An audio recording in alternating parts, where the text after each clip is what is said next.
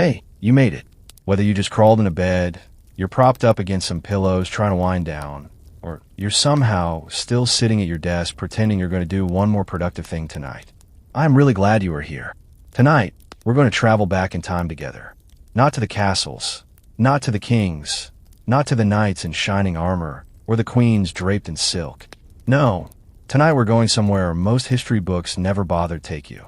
We're going to the hands. The rough, calloused, forgotten hands that actually built the world you have seen in every medieval painting, every Hollywood movie, every fairy tale your parents used to read to you. And I promise you, by the time this night is over, you will never look at a cathedral the same way again. Here's a question that has been sitting with me for a long time, and I think it is going to stick with you too. When you picture the Middle Ages, what do you see? A king on a throne, a knight charging in a battle, maybe a priest in a dark monastery hunched over a glowing manuscript. Now, here is the uncomfortable truth that nobody puts on the poster. Every single one of those images, the throne, the armor, the monastery was built, maintained, cooked for, cleaned for, hauled, hammered, sewn, harvested, and bled over by people whose names we do not know. People who worked from before sunrise to after sunset, every single day for their entire lives. People who, if they were lucky, ate one more meal a day. People who built structures that still stand today and were never once given credit for it. 90%. That is roughly how much of the medieval population was made up of laborers, peasants, craftsmen, and servants. 90% of the entire civilization, and yet open almost any history book, and you will find maybe 2 paragraphs about them buried somewhere between a chapter on the Crusades and a chapter on the Black Death. We have been telling the wrong story for a very long time now. If tonight's story moves you, surprises you, or just makes you feel like you learned something real, please take a moment to hit that like button and subscribe to the channel. It genuinely means the world to me, and it helps this kind of content reach more people who might need a good story tonight. Drop a comment below too. Tell me where you're watching from. Are you in bed on the couch somewhere halfway around the world, where it is somehow the middle of the afternoon, and you just really like medieval history? I want to know. Now dim your lights just a little. Let the room get soft. Maybe turn on a fan for that quiet, gentle hum. And let us do this together. So let us start at the very beginning of the misunderstanding. When historians talk about the Middle Ages, they are typically referring to a period stretching from roughly the 5th century, when the Western Roman Empire collapsed, all the way to the 15th century, just before the Renaissance began reshaping Europe. That is about 1,000 years, a full millennium.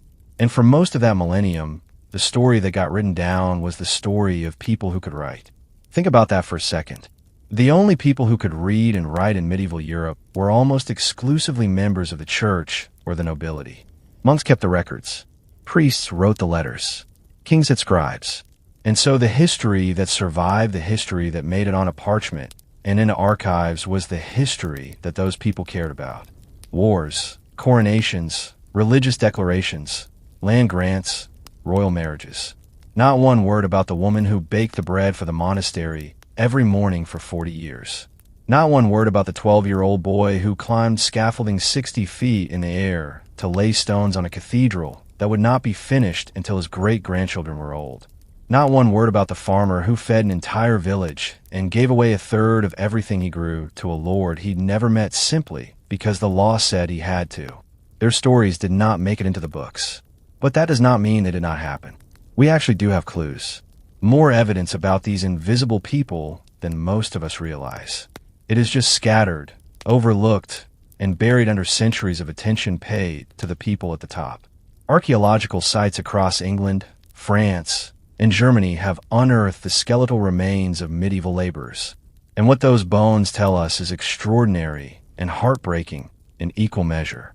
Studies of skeletons found at the medieval village of Warren Percy in Yorkshire, England, a village abandoned in the 15th century and rediscovered by archaeologists in the 20th century, show clear evidence of what scientists call occupational stress markers.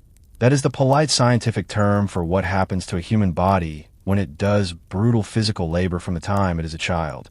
Spinal compression, worn down knee joints, muscle attachment points, so overdeveloped they actually change the shape of the bones. These were not people who had desk jobs. These were people whose bodies were essentially used up by the time they were 40. And 40, by the way, was not a bad run. Life expectancy for a medieval peasant heavily skewed by devastating infant mortality, hovered somewhere between 35 and 40 years. If you survived childhood, you might live into your 50s or 60s, but your body would tell the whole story of every single one of those years. There is a document I find myself thinking about often when I consider this topic. It is called the Domesday Book, commissioned by William I of England in the year 1086. It is one of the most detailed surveys of medieval society ever compiled, covering most of England and listing landowners, their properties, and crucially, the people who work those properties. And here's the thing about the Domesday Book that stops me every time. It lists approximately 265,000 households in England. Of those, roughly 77% were classified as villagers, smallholders, cottages, or slaves. 77%. These were the people who did the actual, physical, backbreaking work of keeping England functioning as a civilization. And in the Domesday Book, they are listed not as people, but as units, assets, part of the inventory of an estate, right alongside the plows and the mill wheels and the fishing ponds. A man named Godwin had 3 oxmen and 4 villages attached to his land. That is how they appear, not as people with children and fears and favorite seasons, as numbers in a column. That is the medieval world we almost never talk about. But here's what I wanted to hold on to, because this is the heart of everything we're going to explore tonight. These people were not passive. They were not just victims of a system pressing down on them. They were ingenious. They were resilient. They built solutions to problems we still use today. They developed farming techniques that fed millions. They raised buildings that have survived earthquakes, fires, wars, and 700 years of rain. They brewed beer that was honestly probably safer to drink than the local water, which fair enough given what medieval water quality was like. They laughed. They celebrated. They had feast days they looked forward to all year. They fell in love and told stories by firelight and argued about the best way to plow a field with the same kind of passion that people today argue about sports teams. They were alive, fully, completely messy, and complicated alive. And the more historians dig up, the more archaeologists unearth, the more leather shoes and bread ovens and roof tiles they pull out of the mud, the more we realize that this forgotten 90% is not just a footnote to medieval history. They are medieval history. Over the course of tonight, we're going to meet them piece by piece, story by story. We're going to spend time with the farmers who worked land they could never own, with the women whose labor literally sustained entire communities and whose history forgot almost completely, with the craftsmen whose skills were indispensable and whose social status was somehow still one step above dirt, with the children who never had a real childhood, because childhood in the medieval world was a luxury not everyone could afford. We're going to talk about the Black Death and the wild, almost impossible twist of fate that turned the greatest catastrophe in European history into, for the survivors, something that looked a little bit like freedom. We're going to stand at the base of a half-finished cathedral in the 12th century and try to understand what it means to give your entire life to something you know you will never see completed.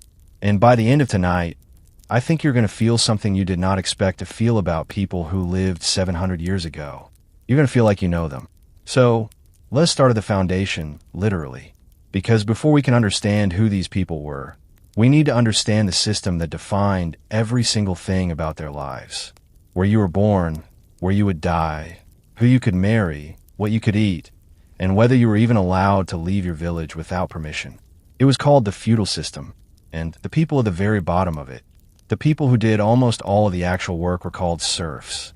And right now, I want to tell you something that might surprise you. The life of a medieval serf was not exactly what you think it was. It was actually in many ways worse. Stay with me, because what comes next is the part that most people get completely wrong about medieval peasants. And once you hear it, you're going to understand why everything else about this story matters so much. Alright, so where were we? Right, the feudal trap. I told you the life of a medieval serf was worse than most people imagine, and I meant it. But before I explain exactly how bad it was, I want to ask you something, and I want you to actually think about this for a second. Have you ever had a job where you felt completely stuck? Where no matter how hard you worked, the rules of the game seemed designed to keep you exactly where you were. Where the harder you pushed, the more it felt like the walls were closing in. Now imagine that feeling. But it was not a job. It was your entire existence, your family's existence. And It had been that way for generations before you were born and would be that way for generations after you died. That is what it meant to be a serf in medieval Europe. Let us be precise about something, because this is one of those places where popular history gets genuinely sloppy. A serf was not a slave, at least not in the way that word is typically understood. A slave could be bought, sold, separated from their family, moved across the world. A serf was technically tied to the land, not to a person, which sounds like a meaningful legal distinction until you realize what it meant in practice. If the lord sold the land, the serfs came with it. Every single one of them. The family that had farmed a particular field for 3 generations did not get a say in who their new lord would be. They were part of the transaction. They were for all practical purposes an asset class. In England, the legal term was villains, from the Latin word for village, villainous. And the records we have from the 13th century paint an extraordinarily detailed picture of exactly what villainage looked like on the ground. A villain typically owed their lord a set number of days of labor each week, usually 2 or 3 days. But during harvest season, that could jump to 5 or 6 days every week all year. And that labor was on the lord's land for the lord's benefit, producing crops that the lord would sell. Only after those obligations were fulfilled could a villain work their own small strip of land, which means that the food they grew to feed their own children came second, always second to the food they grew to fill someone else's granary. And it did not stop there, not even close. There was a tax called the merchet, and I want you to really sit with this one, because it is the kind of thing that makes you put down whatever you are holding and stare at the wall for a moment. If a serf's daughter wanted to get married, wanted to start her own family, move in her own home, begin her own life, her father had to pay a fee to the lord for permission. Permission to let his own daughter get married. The amount varied depending on the lord and the region. But in 13th century England, merchant payments recorded in manor court rolls range from a few pence to several shillings, which for a family living on the absolute edge of subsistence could represent weeks or months of surplus income they almost certainly did not have. Some lords were lenient, some were not, and the peasant family had exactly zero negotiating power either way. Then there was the Harriet, the death tax. When a serf died, the lord was entitled to claim the family's best animal, their best animal. So a family that had spent years carefully building up a small herd of livestock, maybe 2 cows, 3 sheep, a horse, would have to hand over their most valuable creature at the exact moment they were already drowning in grief. It is almost hard to believe until you read the actual manor court records and see it there listed with the same bureaucratic indifference as a property line dispute. I sometimes think about the person who had to write those records. Did they feel anything? Did they go home at night and wonder? Or had the system so thoroughly normalized itself that it simply felt like the natural order of things? Here is something that genuinely surprises people when they first encounter it. And I think it says something profound about human psychology, about how systems of control actually work. Many serfs, if you'd asked them, would not have described their situation as fundamentally unjust in the way we would today. Not because they lacked intelligence or dignity, but because the entire moral framework of medieval Europe was built to make the feudal hierarchy feel not just normal, but divinely ordained. The church, and I say this with no judgment, just historical honesty, was extraordinarily effective at teaching what scholars now call the 3 orders doctrine. The idea, articulated clearly by writers like Bishop Adalbert of Leyen in the early 11th century, was that God had organized human society into 3 groups: those who pray, those who fight, and those who work. Each group had its role. Each role was sacred. To question where you had been placed was implicitly to question God's plan. Think about the psychological weight of that for a moment. You're an exhausted farmer in rural France in the year 1100. You've been working since you were 7 years old. Your back aches. The harvest this year was thin. Your lord just claimed your cow because your father died last winter. And the priest, the one person in your village with moral authority, the one person whose words you've been raised to trust absolutely, is telling you that this is exactly as God intended. That your suffering in this life is part of a divine design. That patience and obedience are the path to eternal reward. That is not a coincidence. That is architecture. Social architecture built over centuries, specifically designed to keep the bottom of the pyramid from noticing it was holding everything else up. But, and this is the part one find genuinely fascinating, because people are never just passive. The records also show something else. Medieval peasants pushed back constantly. Not always dramatically, not always openly, but in ways that were persistent, creative, and deeply human. Manicourt rolls from England, particularly those preserved from estates in the 13th and 14th centuries, are full of entries that, if you read between the lines, tell a story of low-level, everyday resistance.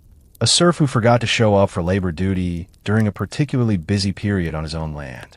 A family that quietly grazed their cattle on the Lord's common land past the permitted hours. A miller who, shall we say, consistently estimated grain quantities in ways that happened to benefit his own household. Historians call this kind of behavior everyday resistance, a concept developed by the sociologist James Scott in the 20th century to describe the quiet, persistent ways that people without power navigate systems designed to exploit them. And medieval peasants, it turns out, were extraordinarily good at it. There's something almost tender about that to me. The idea that even within a system, this suffocating, a system that owned you in all but name, that taxed your daughter's wedding and your father's death, people still found tiny, clever, stubborn ways to carve out just a little bit more for themselves. Now, I want to give you a concrete picture of what daily life actually looked like, because I think numbers and legal terms only take us so far. What really brings history alive is the specific detail, the smell of a morning, the weight of a tool. A typical serf household in 13th century England, and we know this partly from archaeological excavations, and partly from documents called estate surveys or extents, would have lived in a structure called a longhouse. And I want you to picture this carefully, because it is not what Hollywood shows you. A longhouse was typically a single rectangular building, maybe 30 to 40 feet long, with walls made of timber framing packed with lee and door-woven sticks covered in a mixture of mud, clay straw, and animal dung. The roof was thatched.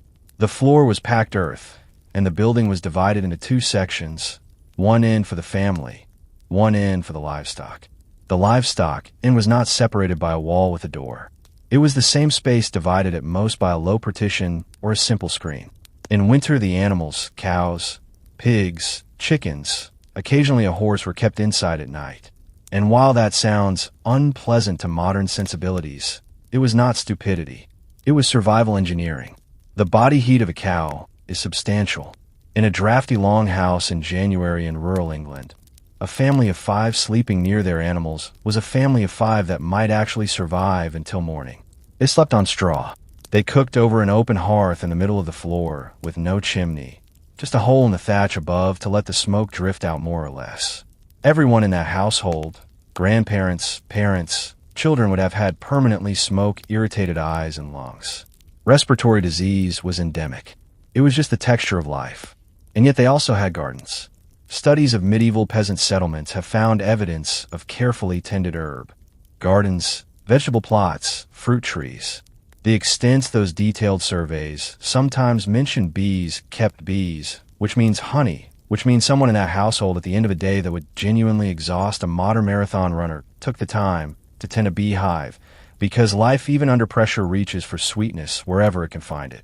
There's one more thing I want to tell you about the feudal trap before we move on, and it is the thing that to me perfectly captures the particular cruelty of the whole system. A serf, in theory, could buy their freedom. It was possible. It happened. There are records of peasants who saved for years, scraped together enough coin through small market sales and careful hoarding, and eventually purchased their own legal freedom from their lord. But, and here's the thing that should make you feel some kind of way. In order to save money, you had to produce a surplus.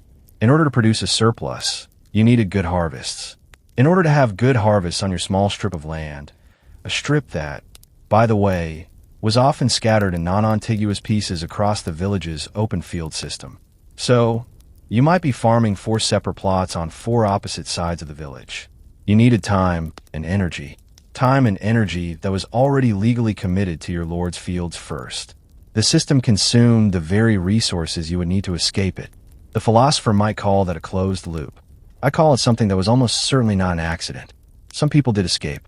Some fled to towns where an old legal tradition held that if a serf could live in a bureau for a year and a day without being claimed by their lord, they became legally free.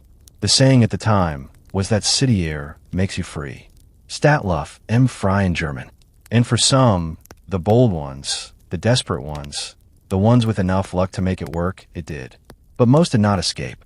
Most were born on the land they would die on in the same village their grandparents had lived in, under the same obligations their great-grandchildren would inherit. And in that constrained, circumscribed, genuinely hard life, they still built a civilization.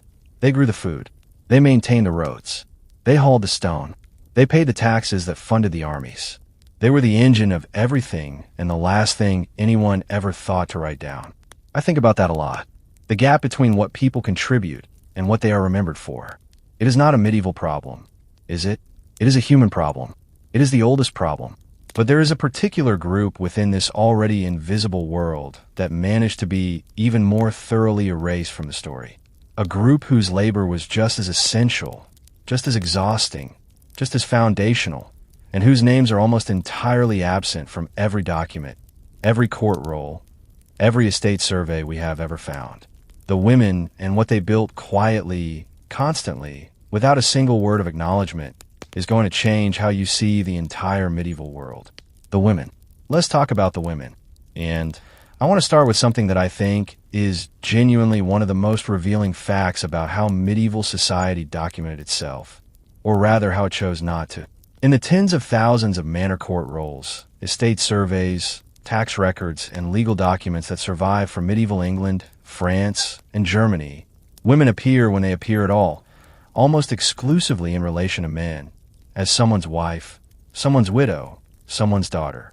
They enter the historical record at the moment they become legally relevant to a man's property, and they exit it just as quickly. But here is what those documents cannot hide if you know how to read them sideways. The work was always there, embedded in the margins, mentioned in passing, assumed so completely that no one thought it needed explaining. Picture a medieval village on an ordinary Tuesday morning in, say, the year 1250 somewhere, in the English Midlands. The men have gone out to the fields before sunrise, and what is happening in the village they left behind? A woman is already at the hearth, having been up since before the men, restarting a fire that cannot be allowed to go completely cold because flint and steel are expensive and time is precious. She's heating water. She's making pottage, a thick stew of whatever vegetables survive the winter, flavored with herbs from the garden. She maintains herself because the children need to eat before they go out to help with whatever task their age permits. Simultaneously. And I want you to notice the word simultaneously because this is the part that gets glossed over. She is managing the bread. Medieval households did not bake every day. Bread was typically made in batches with the dough left to rise over hours, and then taken to the communal village oven to be baked. The timing of this process, the management of the sourdough starter that was essentially a living organism requiring daily attention, the judgment calls about when the dough was ready. All of that was women's knowledge. Passed mother to daughter, refined over generations, absolutely essential to whether a family ate or went hungry. And she has not even started on the brewing yet. Here is something that genuinely catches people off guard when they first hear it. In medieval England and across much of Northern Europe, the primary brewer of ale was not a man in a tavern. It was the woman of the household. All was not a luxury in the medieval world. It was a dietary staple. Clean water was genuinely dangerous. Rivers and wells near populated areas were often contaminated with human and animal waste, and the knowledge of germ theory was still 6 centuries away. Because it was brewed using boiled water was significantly safer to drink than the local water supply. Children drank it. Elderly people drank it. It was consumed at every meal in quantities that would make a modern nutritionist slightly nervous. The women who brewed, they were called alewives, and the records we have from 13th and 14th century English towns and villages show them operating as a fundamental part of the local economy. The Assayev, a royal regulation dating back to 1266, attempted to set prices and standards for ale sold in England. And the court records of enforcement reveal something fascinating. The people being fined for selling ale that was underweight or priced incorrectly or brewed improperly were overwhelmingly women. Not because women were worse brewers, they were not, but because women were doing almost all of the brewing. Think about what that means for a moment. These women were not just making food for their families. They were running small businesses, managing ingredients, malted barley water yeast cultures they cultivated themselves, timing production cycles, selling surplus, navigating royal regulations, all while simultaneously managing a household, raising children, tending animals, maintaining a garden, and contributing labor to the fields during harvest. I am genuinely exhausted just listing it. And then there was the textile work. Oh, the textile work. If there is one category of medieval women's labor that historians have spent the last few decades trying to rescue from obscurity, it is spinning and weaving. And the more they dig into it, the more they realize that spinning and weaving, as a casual description, is like describing the construction of a cathedral as stacking rocks. Technically accurate, catastrophically misleading. Medieval cloth production was a complex multi-stage industrial process that happened almost entirely within the household economy, which means it happened almost entirely through the hands of women. It started with the raw fiber wool, most commonly in England and Flanders, or flax for linen, across much of the continent. Wool had to be cleaned, a process called scouring that involved soaking it in hot water and urine.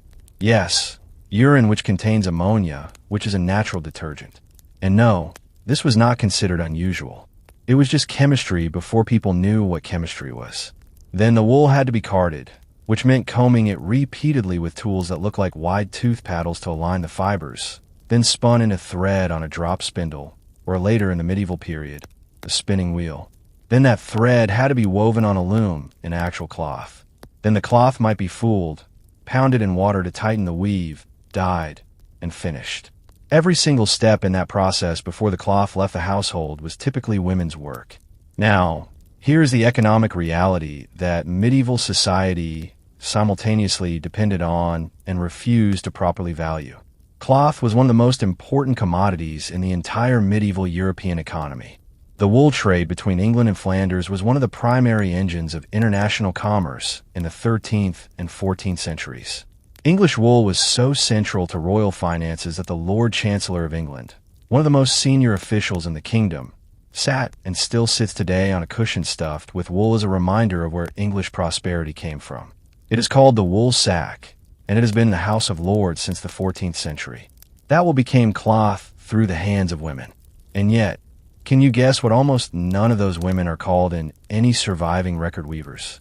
Spinners, producers. They are called wives. I want to pause here and be honest with you about something, because I think intellectual honesty matters more than a tidy narrative. We should not romanticize medieval women's labor any more than we should romanticize any other aspect of medieval life. The work was hard. The conditions were brutal. Many women had very little choice about any of it. The spinning and brewing and cooking were not passions pursued freely, but obligations imposed by necessity and social expectation. Some women lived under genuinely terrible circumstances with no legal recourse and no safety net. But, and this is the part that matters, they were not merely passive. They were not simply waiting for modernity to rescue them.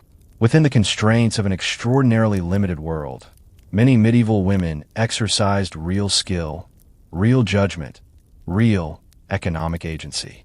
And some of them pushed those constraints in ways that left traces in the historical record if you know where to look. Take the guild records of medieval London, Paris, and Cologne. Guilds, the professional associations that regulated skilled trades in medieval towns, were predominantly male institutions. Everyone knows that part. What is less well known is that women were not entirely absent from them. In Paris, records from the 13th century, compiled by a royal official named Buot in a document called the Book of Trades, list around 100 different trades operating in the city. Of those, a significant number specifically mention women as practitioners, and at least 5 or 6 guilds appear to have been entirely female-dominated. Silk weaving, embroidery, certain types of textile finishing. These were not marginal trades. Pien silk goods were luxury products sold across Europe. In London, the records of the silk women, women who imported, processed, and sold silk goods, show a group of business women operating at a genuinely sophisticated level. They had their own trade networks. They extended credit. They appeared in court to defend their commercial interests. In the mid-15th century, the London silk women actually petitioned Parliament to restrict imports of foreign silk goods that were threatening their livelihoods, and Parliament listened. Let me say that again. A group of medieval women petitioned the most powerful legislative body in England and got a response. That is not the story we usually tell about women in the Middle Ages, but it happened. There's another category of women's work that I think deserves its own moment, because it sits at the intersection of the deeply practical and the deeply human midwifery and the broader domain of what medieval people called women's medicine. Childbirth in the medieval world was statistically one of the most dangerous things a woman could do. Estimates from skeletal analysis and historical records suggest that somewhere between 1 and 3% of births resulted in the mother's death, which sounds low until you consider that a medieval woman might give birth 8, 10, or 12 times over her adult life. The cumulative risk was substantial, and in that room during labor, during the hours and sometimes days of effort that preceded a birth, there were no male doctors. This was almost universally across medieval Europe, and exclusively female domain. The midwife was attended by other women of the community, neighbors, relatives, experienced mothers. They managed the labor, made judgments about when and how to intervene, knew which herbal preparations might ease pain or slow bleeding, knew from long experience what a normal delivery looked like and when something was going wrong. This knowledge was accumulated over generations and passed down through exactly the same informal channels as the ale brewing and the bread making. No formal training, no written textbooks, at least not for the ordinary village midwife. Just the slow accumulation of experience, the careful attention of older women teaching younger ones the hard-won understanding of the human body that comes from being present at thousands of its most vulnerable moments. Do you know what that is if you describe it without the gender attached? That is expertise. That is a professional body of knowledge. That is medicine. Medieval society did not call it that. Of course, it called it women's work. It paid it nothing. It recorded it almost nowhere. I want to tell you about one specific woman because I think she deserves to be named. Her name was Margery Kemp. She lived in the late 14th and early 15th centuries in Bishop's Lynn in Norfolk, England. She was a merchant's wife, the mother of 14 children. 14 let that number settle, and by her own account, a deeply spiritual woman who eventually dictated the story of her life to a scribe creating what is considered the first autobiography written in the English language. But before she became a mystic and a pilgrim, Margery Kemp was a businesswoman. She ran a brewing operation that she describes in some detail, noting with characteristic candor that her beer was not always very good, that she struggled with a business that had eventually failed. She then tried running a horse mill that also failed. What strikes me about Margery is not her spiritual visions or her famous weeping. She was apparently a spectacular, uncontrollable weeper, which caused no end of social difficulty for her. And honestly, I find that endearing. What strikes me is the matter-of-factness with which she describes her commercial ventures. She tried to run businesses. They did not work out. She moved on. This was not remarkable to her. It was just what a woman of her social position might attempt. And the fact that she wrote it down, that her words survived, means we know her name. Most women like her did not get that chance. One more thread I want to pull before we move forward because I think it reframes everything we have been discussing. There is a concept that economists and historians have started applying to the study of medieval society. The idea of the hidden economy, the formal recorded economy of medieval Europe. The trade fairs, the guild transactions, the royal tax receipts represented only a fraction of the actual economic activity taking place. Beneath it, and supporting it entirely, was a vast informal economy of household production, subsistence, agriculture, local exchange, and mutual aid. And that informal economy, the one that kept people fed and clothed and housed and healthy, ran primarily on the labor of women. When a medieval noble woman managed the estates while her husband was away at war, she was doing the work of a chief executive officer of a small agricultural corporation. When a peasant woman preserved enough vegetables to keep her family from starving through February, she was doing supply chain management under conditions that would break most modern logistics professionals. When a midwife talked a frightened young woman through a difficult labor in the middle of the night, she was performing emergency medicine without any of the tools we now consider indispensable. None of this appears in the history books. None of it was considered worth writing down. But it happened every single day in every single village across an entire civilization for 1,000 years. And here's the thing that keeps pulling at me. The thread I cannot quite let go of. The women we've been talking about, the aloes, the weavers, the midwives, the household managers. They were doing this labor alongside an entirely separate category of work that history also tends to undervalue. The skilled tradesmen, the craftsmen, the men whose hands made the physical infrastructure of the medieval world, the tools, the buildings, the roads, the objects, the miller who controlled the grain, the blacksmith whose forge never went cold, the tanner whose work everybody needed and nobody wanted to live next to for reasons that will become very clear in just a moment. Because the craftsmen of the medieval world occupy one of the strangest positions in all of social history. They were absolutely indispensable. Everybody needed them. And yet in the rigid hierarchy of medieval society, they occupied a status that was in many ways just barely above the farmers they served.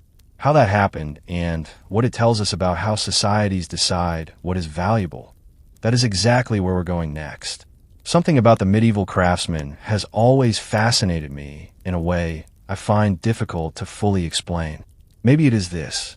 They were the people everyone needed and almost nobody respected. And I think that particular combination, essential but undervalued, is one of the most quietly devastating things a society can do to a human being. Let us talk about them properly because they deserve it. Close your eyes for a moment and imagine you're standing at the edge of a medieval market town somewhere in England, say around the year 1280. The kind of town that has maybe 2,000 or 3,000 people a weekly market. A church that is perpetually under construction, and a smell that you would rather not think about too carefully. Now walk in. The first sound you notice is the blacksmith. You always notice the blacksmith first. That rhythmic, resonant clang of hammer on iron, carrying over every other sound in the street. It comes from a low building set slightly apart from the others, its wide doorway glowing orange even in the middle of the day. Inside, a man is working with his back to you, and the heat coming off that forge hits you from 6 feet away like opening an oven door. That man, let us call him by the most common English name we find in medieval records for smiths, which is simply William. That man has been at work since before sunrise. He will be at work until the light fails. And what he's making today is nothing dramatic. Not a sword, not a suit of armor. He's making hinges. Door hinges for the new house going up on the east side of town, and horseshoe nails, and a replacement blade for a plow, and a latch for a chest. And tomorrow it will be something else equally unglamorous and equally indispensable. Here's the first thing I want you to understand about the medieval blacksmith because I think it reframes everything about how we perceive skilled craft in the pre-industrial world. Iron was not just a material, it was infrastructure.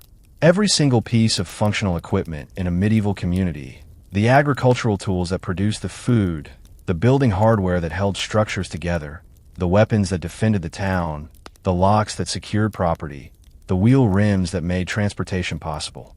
Every single one of them passed through a blacksmith's hands at some point. There was no workaround. There was no alternative supply chain. If the blacksmith left or died without training a successor, the community felt it within weeks. And yet in the formal social hierarchy of medieval Europe, which placed clergy at the top, nobility second, and everyone else somewhere below, that in varying degrees of legal and economic precarity, the blacksmith was a craftsman, a tradesman, a working man, respected within his community, certainly, but not noble, not landed, not someone whose sons would inherit titles or whose name would appear in chronicles. The medieval theologian and writer Ramon Lull, writing in the 13th century, described the ideal Christian social order in terms that left absolutely no ambiguity about where craftsmen stood. They were there to serve. Their skill was acknowledged. Their place was fixed. That tension between what a person contributes and what a society grants them in return is something I keep returning to throughout this entire story. And nowhere is it sharper than in the trades. Let me take you through a few of these crafts specifically because each one has its own character, its own particular combination of skill and hardship and social complexity. Start with the miller. The mill, whether water-powered or wind-powered, was one of the most significant pieces of technology in the medieval world. Grain does not become flour by itself, and without flour, there is no bread. Without bread, the entire caloric foundation of the medieval diet collapses. So the person who operated the mill was not just a tradesman. He was functionally a gatekeeper of the food supply. Lords understood this perfectly, which is why in most of medieval England and France, lords owned the mills. The lord did not just own the land. He owned the mill on the land. and serfs and free peasants alike were legally compelled to bring their grain to the lord's mill to be ground and to pay a portion of the resulting flour as the miller's fee. This arrangement was called suit of mill, and it was enforced through the manor courts. The miller himself, the man who actually operated the equipment, maintained the millstones, managed the water flow, or the wind sails judged. When grain was properly ground, was typically a tenant of the lord, paying rent for the privilege of operating the mill, and keeping a portion of the fees he collected. Now, here's where it gets complicated and very human. Medieval millers had a reputation, and that reputation was not particularly flattering. They were accused widely and persistently of keeping more than their legitimate share of the grain, of using their thumb on the scale, quite literally. The phrase to put one's thumb on the scale appears to have genuine medieval origins related to dishonest milling practices. Chaucer, writing in the late 14th century, includes a miller in his Canterbury Tales, a figure called the Reeves Miller, who is described as skilled at stealing grain and going undetected. The humor is clearly premised on the assumption that every reader already knows what millers are like. Was the reputation fair? Probably partially. The miller handled grain that did not belong to him in a building the customers could not easily monitor using equipment whose measurements were not transparent. The temptation existed. Some millers exploited it. But I also think the reputation says something else, something about how communities treat the people they depend on but cannot fully control. When you need someone and you resent needing them, the easiest thing is to assume they're taking advantage of you. Now, let us walk down the street from the mill and talk about a craftsman whose social position was somehow even more complicated. The tanner. I promised you earlier that the reasons people did not want to live next to a tanner would become clear. So, let me be clear. Tanning. The process of turning raw animal hides into usable leather involved soaking those hides in large vats of increasingly foul liquid. First, the hides were soaked in a solution of water and animal dung, specifically dog dung, which medieval tanners collected in large quantities, paying children to gather it from the streets, and which went by the charming trade name of pure, to loosen the hair and begin breaking down the outer layers. Then they were soaked in a solution made from oak bark, which contained the natural compounds that actually tan the leather. The whole process took months. The smell was by all historical accounts extraordinary, and not in a good way. Tanners were legally required in many medieval towns to set up their workshops downwind and downstream from the rest of the population. They clustered at the edges of towns near rivers or streams, where the waste from their operations could be somewhat managed. The tanning district of a medieval city was a specific identifiable zone, and it was not somewhere you went unless you had business there. And yet, and this is the part that deserves emphasis, leather was everywhere in the medieval world. Your shoes, the harness on the horse, the scabbard on the sword, the bellows in the forge, the binding of the book, the saddle, the water bucket, the armor worn by ordinary soldiers who could not afford metal plate, the straps that held together agricultural equipment. Leather was the plastic of the medieval world, cheap, flexible, durable, waterproof, and present in virtually every aspect of daily life. Without the tanner standing in his pit of dog dung and oak bark, none of that was possible. He was essential. He was avoided. He was looked down upon by people who wore his products on their feet. I find something almost poetic about that in the saddest possible way. Let me ask you something genuinely. Do you know what the word villain originally meant? Not a movie bad guy, not a criminal mastermind. The word villain, which entered the English language through French, which got it from the Latin villanus, originally meant simply a person who lived and worked in a village, a peasant, a laborer. Over the course of the medieval and early modern period, the word shifted. It acquired connotations of low birth, of dishonesty, of moral inferiority. By the time Shakespeare was using it, villain already meant something like what it means today. That drift from village worker to morally suspect person tells you everything you need to know about how medieval society perceived the people at the bottom of it, not just as lower in status, but as somehow less trustworthy, less honorable, less fully human by virtue of the work they did. And the craftsmen occupied a peculiar middle ground in this social geography. They were not serfs. Most guild craftsmen in towns were legally free, but they were not gentry. They worked with their hands. And in a world that equated manual labor with low birth and low birth with low character, That association was difficult to escape, no matter how skilled you were. The guild system, which I want to spend some real time on, because it is genuinely fascinating and almost entirely misunderstood in popular culture, was in many ways the craftsmen's attempt to solve this problem. Not to transcend their social position, not to become noble, but to create within the world available to them a structure that provided dignity, security, regulation, and community. The earliest craft guilds in England and Northern Europe began forming in the 11th and 12th centuries, though the concept of trade associations goes back further. By the 13th and 14th centuries, major towns like London, Paris, Florence, and Cologne had elaborate guild systems covering dozens of trades. Bakers, butchers, cordoners, goldsmiths, weavers, dyers, carpenters, masons, and on and on. And here's what a guild actually was at its functional core. It was a cartel, a professional cartel with social welfare functions layered on top. The guild controlled who could practice a trade within a given town.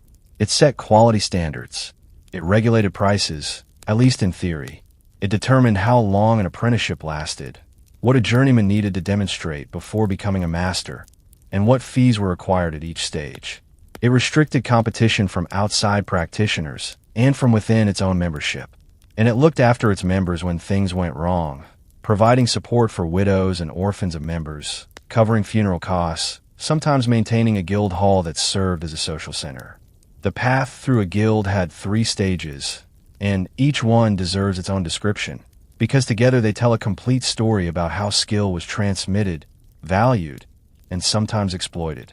The first stage was the apprenticeship, a boy, and it was almost always a boy, though we've already noted the exceptions in certain trades, would typically be apprenticed between the ages of 7 and 14, depending on the trade and the era. His parents would negotiate a contract with a master craftsman, sometimes paying a premium for the placement.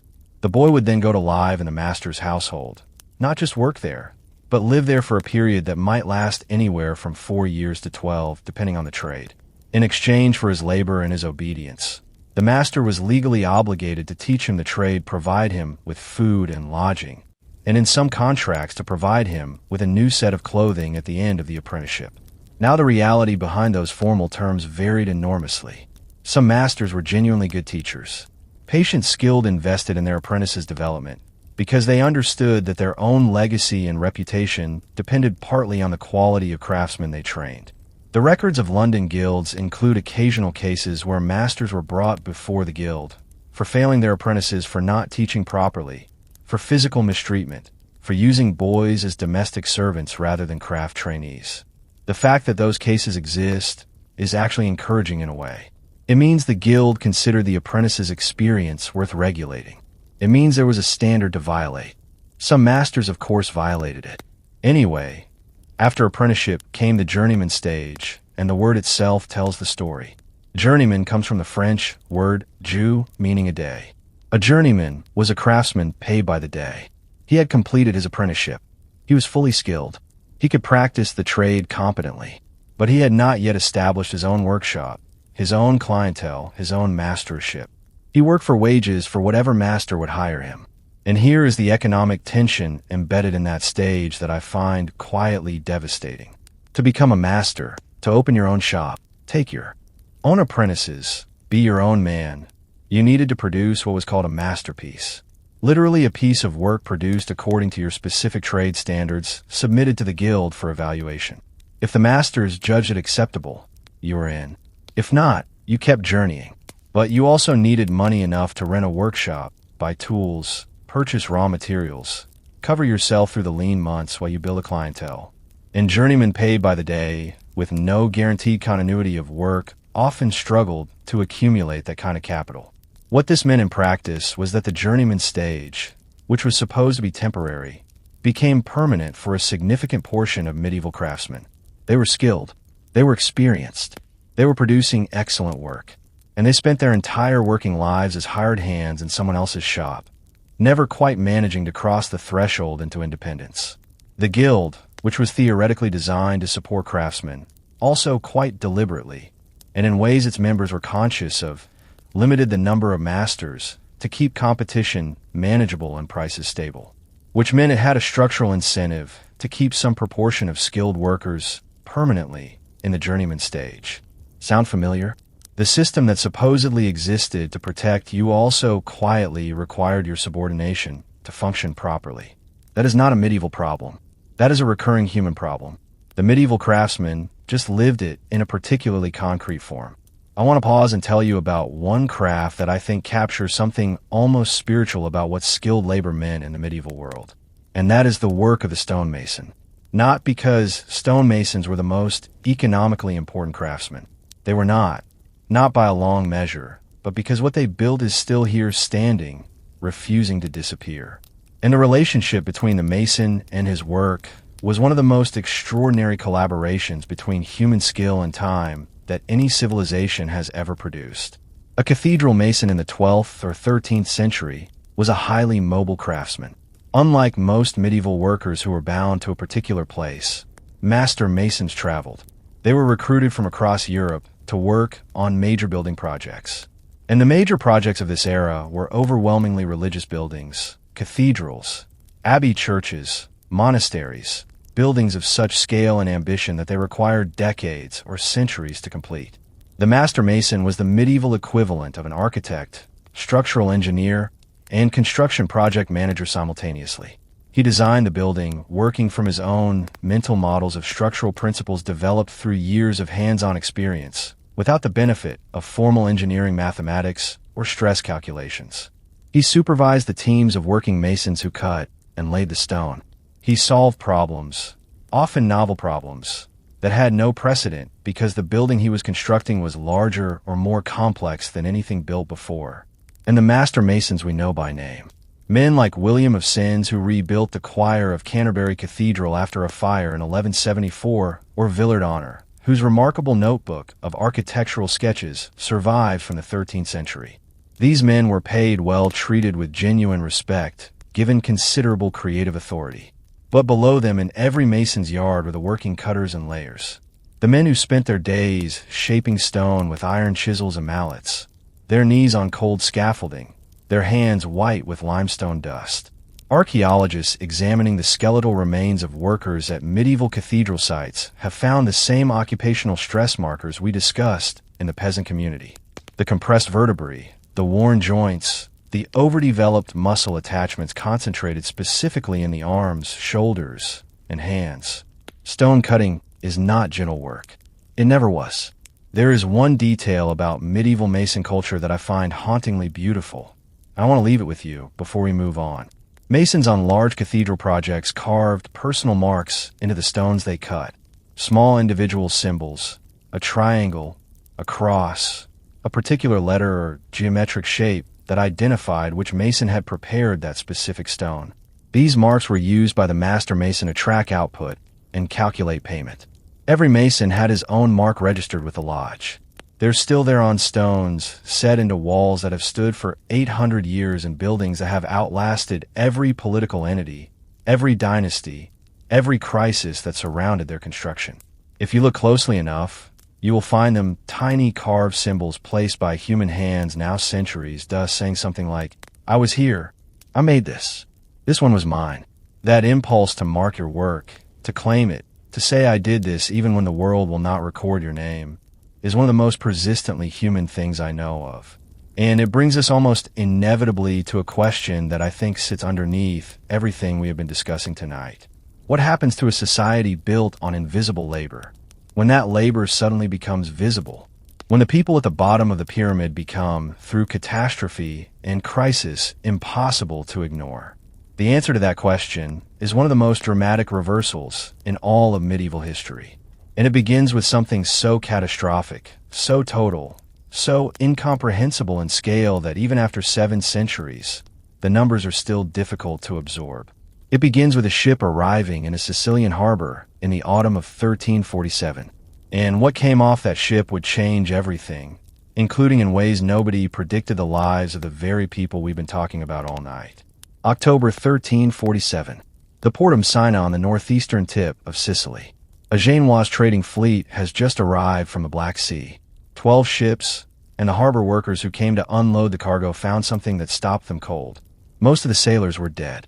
Those still alive were barely alive, covered in strange black. Swellings at the neck, armpits, and groin. Swellings the size of eggs, some the size of apples. Oozing blood and something darker. The men were delirious with fever, vomiting, gasping. Their skin had taken on strange dark patches, as if something beneath it had begun to fail. The port authorities of Messina made the fastest decision they would ever make in their lives. They ordered the fleet out of the harbor immediately. Get those ships away from the dock. Get those men away from the city. It was too late. It had been too late the moment the first ship touched the pier. What had arrived in Messina that October was the disease that would come to be known as the Black Death, an outbreak of bubonic plague, and in some areas pneumonic plague caused by the bacterium Yersinia pestis, spreading through the fleas that lived on the black rats that traveled in the holds of merchant ships across every trade route in the known world. And what followed over the next 5 years was the single greatest demographic catastrophe in recorded European history. Let me give you the numbers because I think they need to be stated plainly before we can talk about anything else. Between 1347 and 1353, the plague swept from Sicily northward through Italy, then westward through France and Spain, then northward through England, the Low Countries, Germany, Scandinavia, and into Eastern Europe. In some regions, it came in waves, returning before a generation had time to recover. The mortality estimates vary by region and are still debated by historians, but the scholarly consensus has been settling over the last several decades toward figures that are genuinely staggering. Across Europe as a whole, somewhere between 30 and 60% of the population died. In some urban centers, Florence, Venice, Hamburg, contemporary chroniclers described mortality rates approaching or exceeding half the city's population within a single year. In certain English villages, the records simply stop. The priest dies, the cleric dies. There is no one left to keep writing. Giovanni Boccaccio, who survived the plague in Florence and wrote about it in the introduction to his Dammarin, described bodies piled in the streets because there were not enough living people left to bury the dead properly. He was not exaggerating for dramatic effect. He was reporting what he saw. Now, I want to be very careful here about something because I think the way we talk about the Black Death tends to flatten it into an abstraction, a statistic, a catastrophe in the past tense, safely distant, and the people who lived through it deserve better than that. Imagine you are a farmer in rural Lincolnshire, England, in the spring of 1349. The plague reached England in the summer of 1348, coming in through the sport of Weymouth and Dorset, and it has been moving northward with terrifying speed. You have watched it take the village to the south of yours, then the village to the east, then 2 weeks ago, a family at the edge of your own village, the father first, then 2 of the children, then the mother. For people in less than a week who were healthy and working just 10 days before. And you do not know why. Nobody knows why. The best medical thinking of the era attributes the pestilence to a corruption of the air, a miasma produced by rotting matter or by unusual astrological configurations, or by the wrath of God. There is no germ theory. There are no antibiotics. There is no understanding that the fleas on the rats in your grain store are part of what is killing your neighbors. You just watch and you wait, and you pray, and you keep working because the crops still need tending, and the animals still need feeding, and life does not pause for catastrophe. Not even this one. That combination of terror, of helplessness, of incomprehension, and of the sheer relentless necessity of ordinary labor continuing regardless, is something I find almost unbearable to contemplate, and I think it is important to contemplate it. Anyway, the church, which was supposed to provide not just spiritual comfort, but practical guidance about how to understand and respond to the world, was largely overwhelmed. Priests died at the same rate as everyone else. Some faster because their pastoral duties brought them into constant contact with the sick and the dying. In some English dioceses, surviving records show that more than half of the clergy died within a year. Monasteries were devastated. Entire communities of monks and nuns were wiped out in weeks. And the theological explanations on offer that the plague was divine punishment for human sin, that prayer and penitence were the appropriate responses, were not comforting when God appeared to be punishing infants and priests and nuns alongside everyone else. The flagellant movement, which spread through Germany and the Low Countries during the plague years, is one of the more extraordinary expressions of collective psychological desperation in medieval history. Groups of men, sometimes hundreds at a time, traveled from town to town, publicly beating themselves with leather straps tipped with metal, performing elaborate rituals of penance in town squares, believing that through spectacular self-mortification they could appease whatever divine wrath had been unleashed. The church, interestingly, was deeply uncomfortable with the flagellants.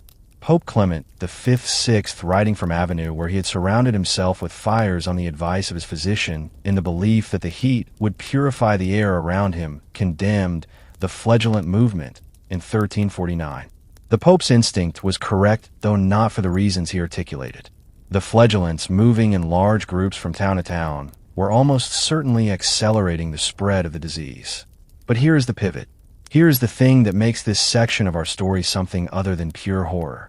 By 1350, 135, 1353, the immediate wave of the plague began to subside in most regions, not disappear.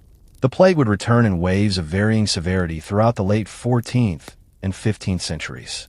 But the first great outbreak ended, and the people who were left, the survivors, woke up in a world that had been structurally transformed in ways that nobody had planned, and that nobody at the top of the social hierarchy was particularly happy about, because labor had become scarce, dramatically, suddenly, catastrophically scarce.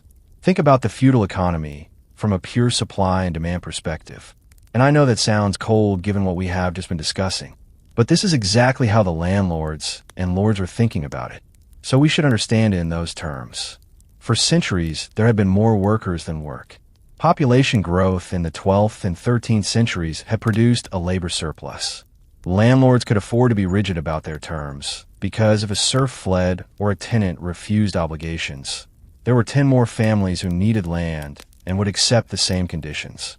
The power balance overwhelmingly favored those who owned the land. After the Black Death, that arithmetic was inverted overnight. In some English villages, half the workforce was gone. Fields that needed plowing had no one to plow them. Harvests that needed bringing in had no one to bring them in. Landlords who had never in their lives needed to compete for workers suddenly found themselves in exactly that position. And the workers who survived knew it. This is the moment in the story where something genuinely remarkable happens. Something that historians have studied intensively for decades, and that still carries a kind of electricity when you trace it through the primary sources.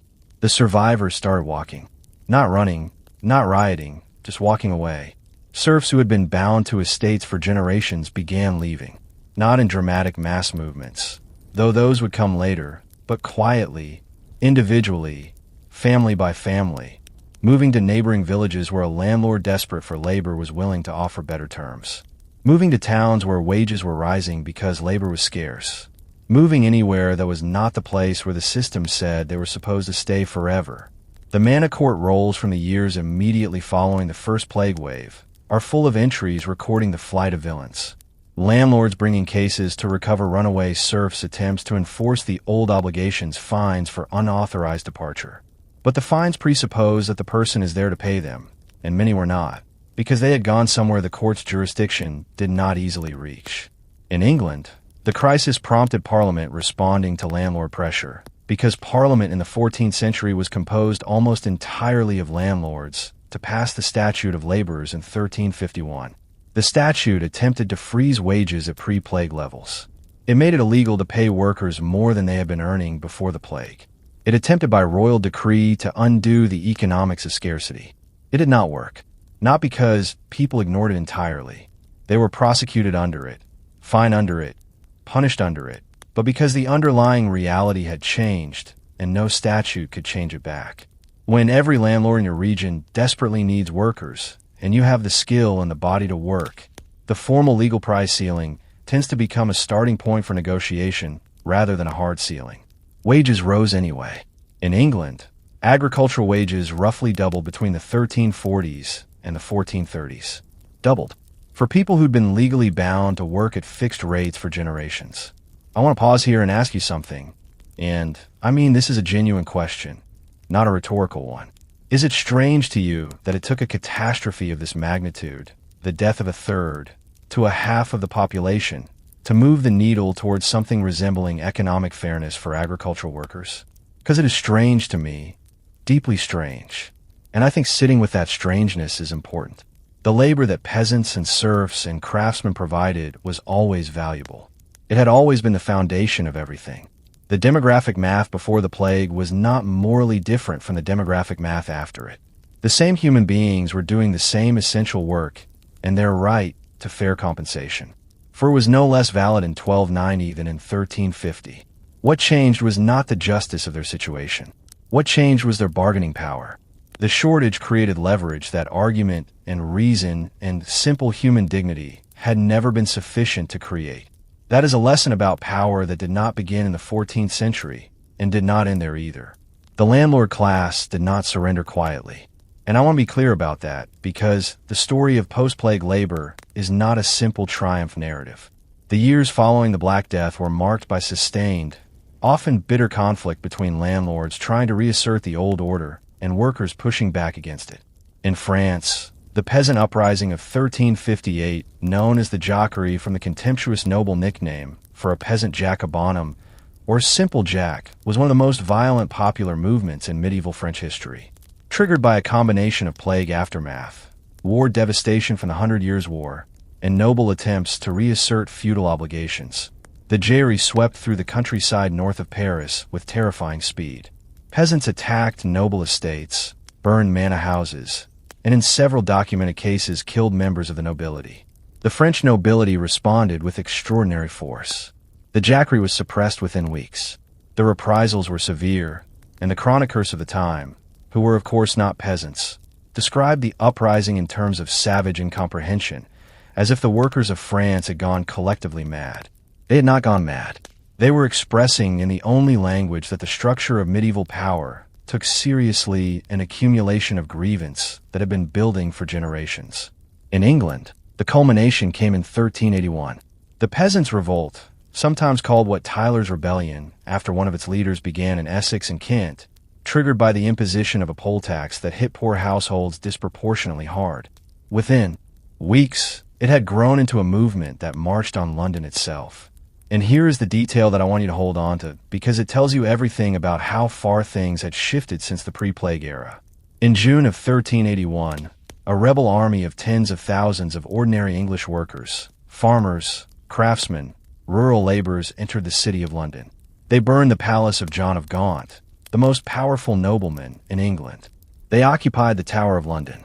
They executed the Archbishop of Canterbury and the Lord High Treasurer of England. And then they met with the king. The king was Richard II, 14 years old, who rode out to meet the rebels at a place called Mile End, and then again at Smithfield, with a composure that, whatever you think of the politics involved, is hard not to find genuinely extraordinary in a child.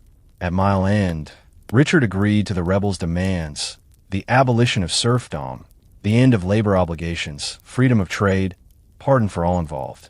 He did not honor those agreements. Once the immediate crisis passed, and the rebellion was suppressed, partly through the killing of Wat Tyler at the Smithfield meeting. Under circumstances that remained disputed, the promises evaporated. The rebel leaders were tracked down and executed.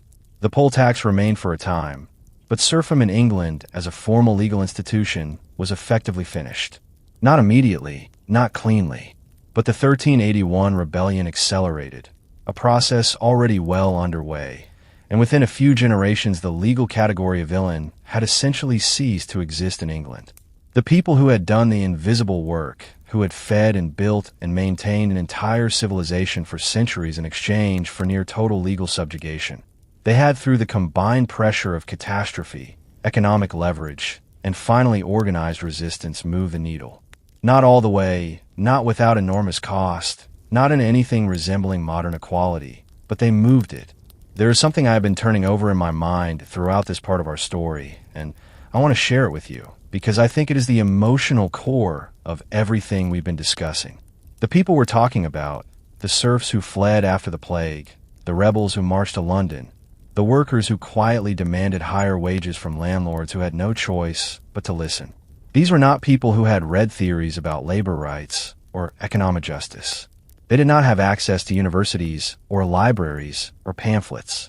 They were people who had worked their entire lives within a system they had been told was divinely ordained, and who, when the catastrophe stripped away enough of the system's power to enforce itself, simply acted on what they had always known, that the work was worth more than they were being paid for it, that they were worth more than the law said they were, that the system was a human construction, not a natural law, and human constructions could be contested. I think about that a lot, about the kind of clarity that comes not from philosophy or argument, but from surviving something unsurvivable, from watching the world stripped down to its essentials, from suddenly finding yourself standing in the ruins of what everyone said was permanent. Sometimes it takes a catastrophe to see what was always true.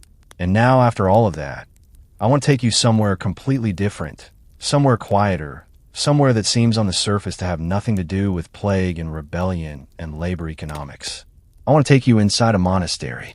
Because while serfs were farming and craftsmen were struggling with guilds and survivors of the plague were rewriting the terms of the labor market, there was another entire world of labor operating behind stone walls and wooden gates governed by bells and prayer, and a rule written 600 years before the Black Death that was simultaneously the most organized workforce in medieval Europe and the most misunderstood. The monks, the nuns, the people who chose voluntarily to give their entire lives to a community and whose labor built an economic empire that most people never think about at all. What they built and what it cost them is a story that deserves its own space. And that is exactly where we're going right now. Before we step inside those monastery walls, I want you to do something for me. Forget everything you think you know about monks. Forget the image of gentle-robed figures shuffling through candle-lit corridors, murmuring prayers, spending their days in peaceful contemplation, far from the noise of the world. That image is not wrong exactly, but it is so incomplete that it is almost misleading. It is like describing a modern hospital as a place where people lie quietly in beds.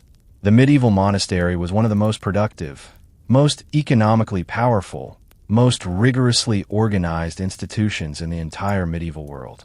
It was a farm, a brewery, a scriptorium, a school, a hospital, a granary, a bank, a landlord, an agricultural research station, and all of it, every single function ran on labor, carefully scheduled, religiously sanctioned, relentlessly demanded labor. The monks did not just pray. They worked constantly, and the story of what they built is one of the most quietly astonishing stories in all of medieval history. It starts, as so many medieval stories do, with a single document. In the year 531, or somewhere thereabouts, historians still debate the exact date a man named Benedict of Nursia, living in a monastery he had founded at Monte Cassino in central Italy, wrote a set of rules for how his community should organize itself. 73 short chapters, plain Latin, practical, specific, completely unglamorous. He called it simply the Rule. History calls it the Rule of Saint Benedict, and it became the foundational document of Western monasticism for the next 1,000 years and beyond. The Rule is not primarily a spiritual text, though it contains spiritual guidance. It is primarily a management document. It tells you when to get up before sunrise for the first of 8 daily prayer services called the Divine Office. It tells you when to eat once a day in winter, twice in summer with specific guidance on portions and what foods are permitted. It tells you how to handle a monk who arrives late to prayers. It tells you how to elect an abbot. It tells you in chapter 48 something that I think is the key to understanding everything about monastic economics. Chapter 48 says, "Idleness is the enemy of the soul. Therefore, the brothers should be occupied at certain times in manual labor, and at other times in sacred reading. 8 hours of prayer, 4 hours of reading, 8 hours of sleep, and the remaining hours manual labor, every day, without exception for your entire life." Benedict was not being cruel. He was being practical in a way that also happened to be theologically grounded. Work in his framework was not a punishment or a burden. It was a form of prayer. It was participation in God's ongoing creation. The monk who plowed a field or copied a manuscript was doing something sacred, not something beneath him. That theology turned out to have extraordinary economic consequences. By the 10th, 11th, and 12th centuries, the high medieval period when monasticism was at its most expansive, Benedictine monasteries had spread across Europe in numbers that are genuinely staggering to contemplate. Estimates suggest that by the year 1000, there were somewhere between 100 and 500 Benedictine monasteries across Western Europe. By the 12th century, that number had grown enormously, supplemented by new monastic orders. the Cistercians, the Clunies, the Premonstratensians, each with their own variations on the Benedictine template, and every single one of those monasteries was among other things a working farm. The Cistercian order founded in 1098 in Burgundy, France, as a reform movement seeking a stricter return to the original Benedictine ideal deserves particular attention here, because the Cistercians took the agricultural dimension of monastic life and turned it into something that functions almost like a medieval agris. The founding Cistercians were deliberately radical in their approach to location. They sought out marginal land, swamps, forests, more land places that other people had found unprofitable or uninhabitable, and they transformed it through systematic drainage, forest clearance, terracing, and crop rotation techniques that represented genuine agricultural innovation. Cistercian monasteries across England, France, Germany, and the Iberian Peninsula turned wasteland into productive farmland on a scale that had no parallel in the secular world. Reval Abbey in Yorkshire, England, founded in 1132, is one of the most documented examples of this transformation. And I want to spend some time with it because the numbers are remarkable. When the first group of Cistercian monks arrived in the valley of the River Rye in 1132, they found a wild, densely forested river valley that the locals considered essentially useless for farming. Within a generation, they had cleared significant portions of the surrounding forest, established a functioning agricultural system, and begun building the stone church and cloister, whose ruins still stand today and are genuinely one of the most beautiful sights in England. Within a century, Revo had become one of the largest wool producers in England. The Abbey's flocks at peak operation numbered somewhere in the range of 12,000 sheep, 12,000 grazing on the moors of North Yorkshire, and producing wool that was sold to Flemish and Italian merchants through contracts arranged years in advance. The wool from Reval and other Cistercian houses in Yorkshire was so commercially significant that Italian banking firms of Bardi and Peruti of Florence, who also happened to be bankers to the English crown, specifically negotiated advance purchase agreements with the abbeys, providing loans secured against future wool harvests. Think about what that means. A monastery in rural Yorkshire in the 13th century had commercial relationships with the most sophisticated financial institutions in Europe. The monks were not just farming. They were operating within an international commodities market, and who sheared those 12,000 sheep? Here is the detail that complicates the Cistercian story considerably, and that I think needs to be told honestly rather than glossed over in favor of a tidier narrative. The Cistercians in their original founding vision prohibited the ownership of serfs and the collection of feudal dues. They were supposed to work their own land with their own hands, fully in the spirit of chapter 48. Pure manual holy labor by the monks themselves. That vision lasted approximately one generation before practical reality intervened. As Cistercian monasteries grew in size and wealth, and they grew very quickly because they were good at what they did, the amount of agricultural labor required exceeded what the monks could provide, even working 8 hours a day. The solution they developed was a parallel class of worker called the conversi, or lay brothers.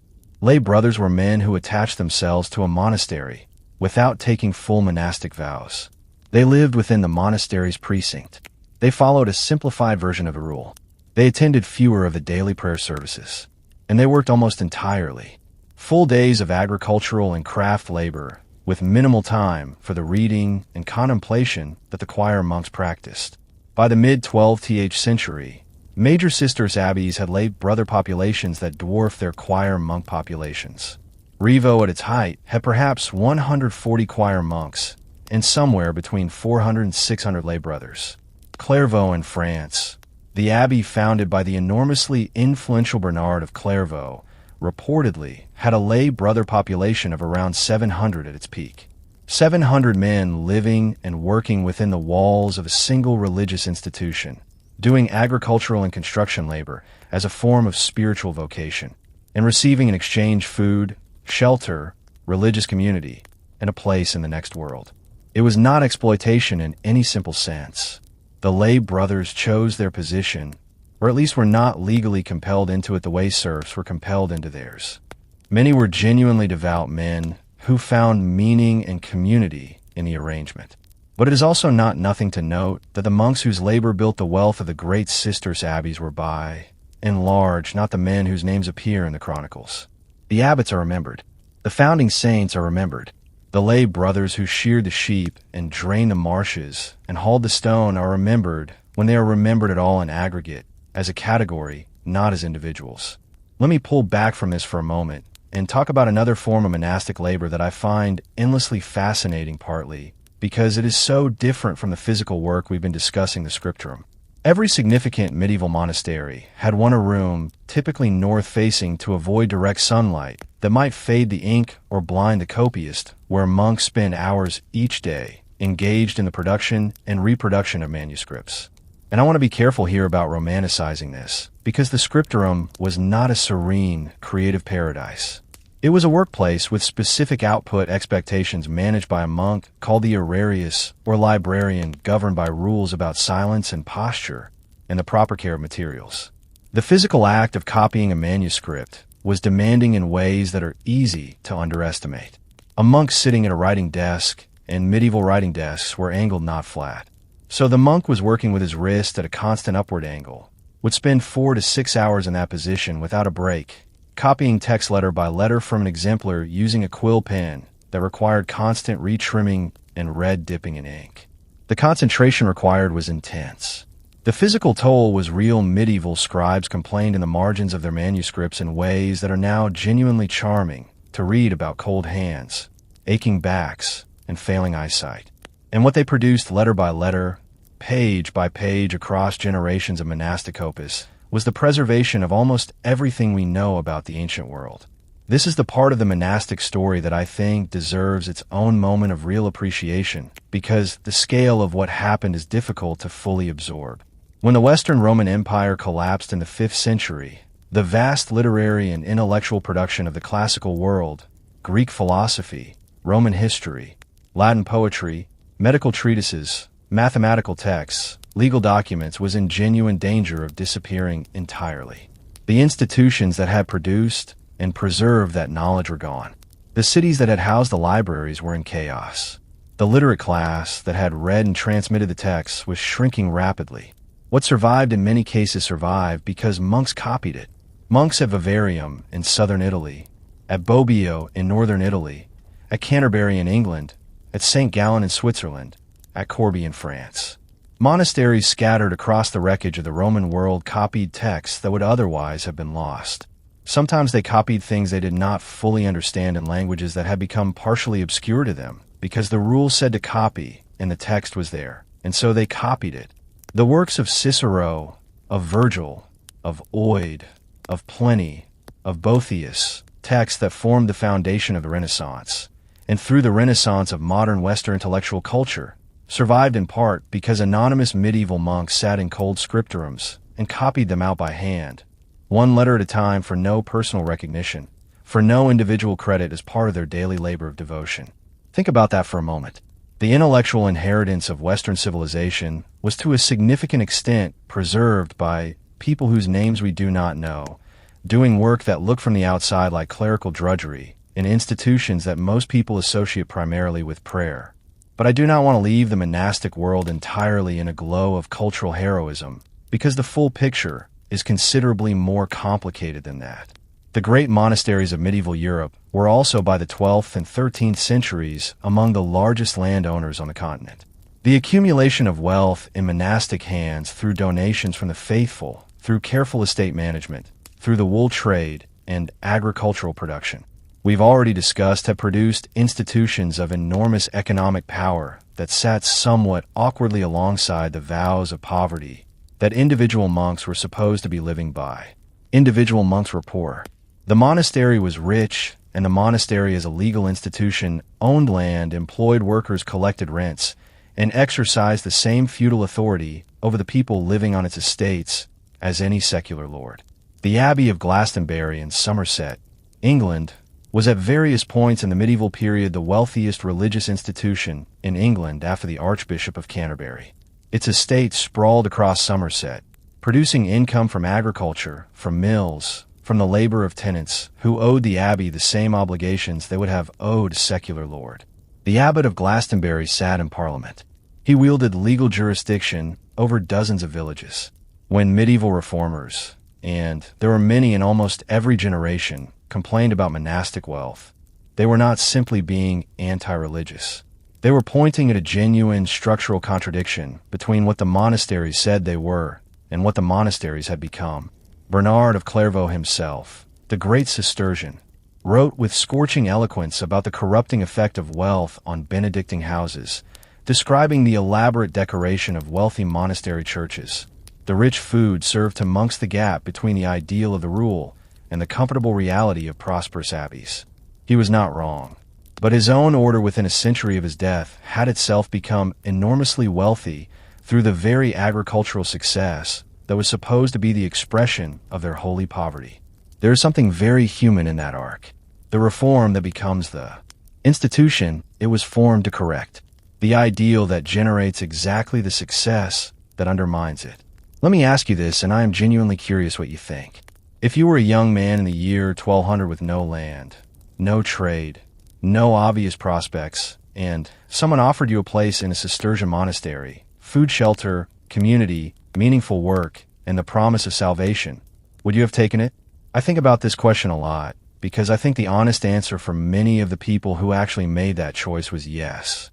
Not necessarily because of profound spiritual conviction, though that was certainly real for many, but because the alternative, the life of a landless laborer in a world without social safety nets, without hospitals, without any institutional structure that cared whether you lived or died, was genuinely grim.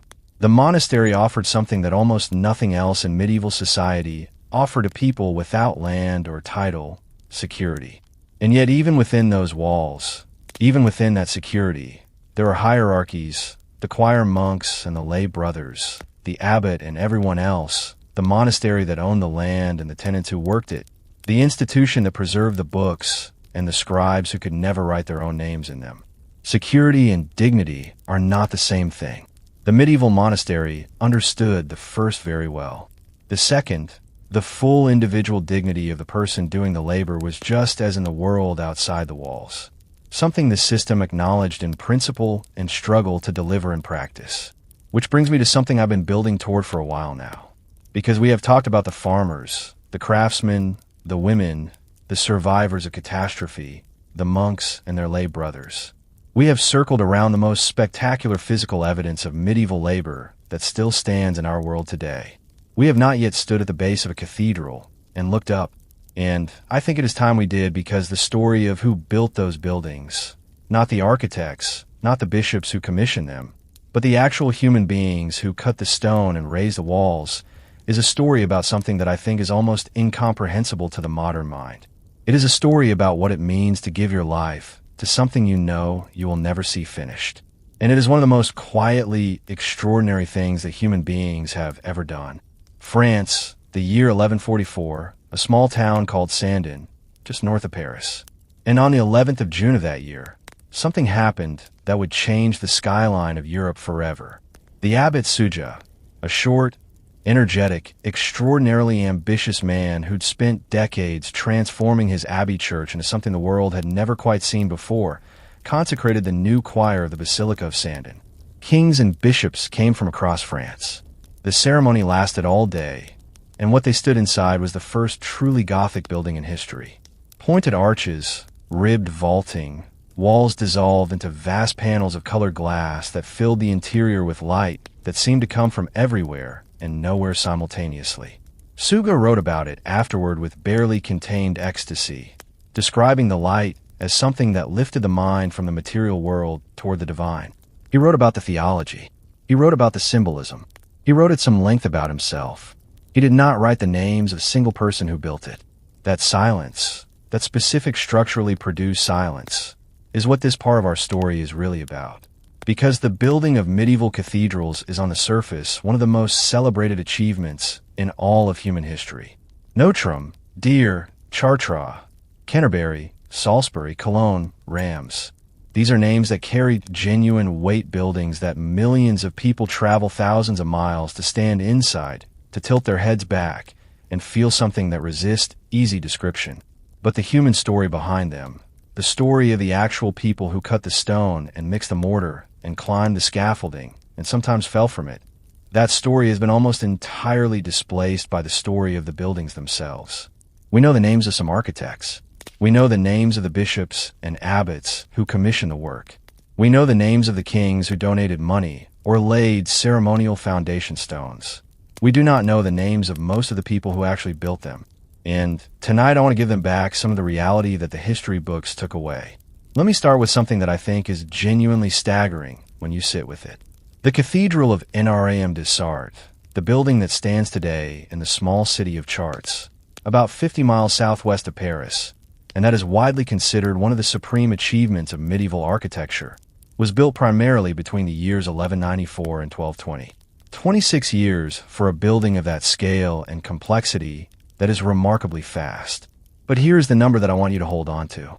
The cathedral at SH replaced an earlier church that burned down in 1193. Construction on the new building began almost immediately, and the flying buttresses, those extraordinary external arch supports that carry the outward thrust of the stone vaulting away from the walls and down to the ground at SH, represent one of the most sophisticated structural innovations in the history of architecture. No engineer designed them with mathematical stress calculations. There were no structural engineering formulas in 1200. The master mason who developed them worked from accumulated practical knowledge, from an understanding of how stone behaves under load that came entirely from experience and observation, from a kind of intuitive physical intelligence about materials and forces that we now spend years of university study trying to formalize. He got it right. His building has stood for over 800 years. We do not know his name with certainty. What do we know about the workforce that built these structures? More than most people realize. Actually, because the financial records of some major cathedral building projects survive, and they tell a story that is considerably more complex and human than the romantic image of anonymous medieval piety might suggest. The workforce on a major cathedral construction site was not a homogeneous mass of devout laborers working for the glory of God. It was a stratified, specialized, commercially organized labor market. At the top was the master mason, the architect and project manager we've already discussed. Below him were the Freemasons, the highly skilled stonecutters who worked the fine decorative and structural stone. The term Freemason, incidentally, has nothing to do with the later fraternal organization of that name. It most likely derives from the French pierre de France, meaning free stone, the high-quality limestone that could be cut in any direction and was used for the detailed carving. These were the most skilled and the best-paid workers on any construction site. Below them were the rough mess who worked the less refined stone, the rubble filled the basic walling. Then the setters who actually placed the cut stones in position on the walls. Then the mortar mixers. Then the laborers who carry materials, operated the hoisting machinery, hauled the endless loads of stone and sand and water and timber that a large construction site consumed every single day. And then invisible in most records, but absolutely indispensable, the people who quarried the stone in the first place, often miles from the building site in conditions that were considerably more dangerous than working on the scaffolding above. The case stone used in many Norman and English cathedrals, the beautiful pale limestone that gives buildings like Canterbury and Winchester. Their characteristic color came from quarries near the city of Car in Normandy, France. It was shipped across the English Channel, unloaded at coastal ports, and then transported overland to the building site. For a major English cathedral, this supply chain had to function continuously for decades, supplying stone in the specific cuts and dimensions that the master mason required. The logistics of this coordinating, quarrying, shipping, storage, and delivery for a construction project that might last a human lifetime required organizational sophistication that we almost never credit the medieval world with possessing. But here is the detail about quarry work that I want you to sit with for a moment, because it takes the story from logistics back to people. Quarrying limestone in the 12th and 13th centuries meant working in enclosed spaces breathing stone dust all day, every day. Medieval quarry workers, and we know this from the skeletal evidence that archaeologists have been studying with increasing attention over the last few decades, showed specific patterns of lung damage detectable in their bones. Alongside the joint compression and muscular overdevelopment we have already discussed in other workers. Silicosis, occupational lung disease from breathing stone dust in a quarry in the 12th century for a cathedral they would never see completed, for a wage that was decent by the standards of their world, but would not by any stretch of the imagination compensate for what the work was costing their bodies. Now, I want to address something directly because I think it is one of the most persistent misunderstandings about cathedral construction. People often assume that medieval cathedrals were built primarily by unpaid devotional labor, by ordinary people who gave their time freely out of religious devotion to help build the house of God. There is a romantic image of entire communities turning out to haul stone and mix mortar as an act of communal piety. This image is not entirely invented. There are historical accounts of extraordinary communal labor moments.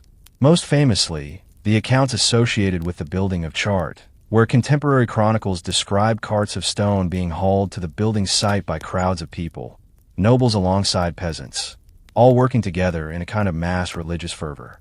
Historians have spent considerable energy examining these accounts, and the consensus is nuanced.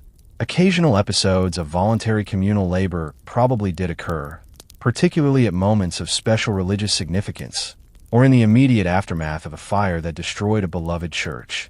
But they were episodic, emotionally driven moments, not the sustained labor that actually built the buildings. The actual construction was paid work. The Freemasons and Master Masons who built Chartres and NRAM and Cologne Cathedral were paid professionals. We know this because the financial records of some building projects survive, and they show wage payments, materials, costs, and the kind of detailed labor accounting that paid operations generate. The wages varied considerably by skill level, as you would expect.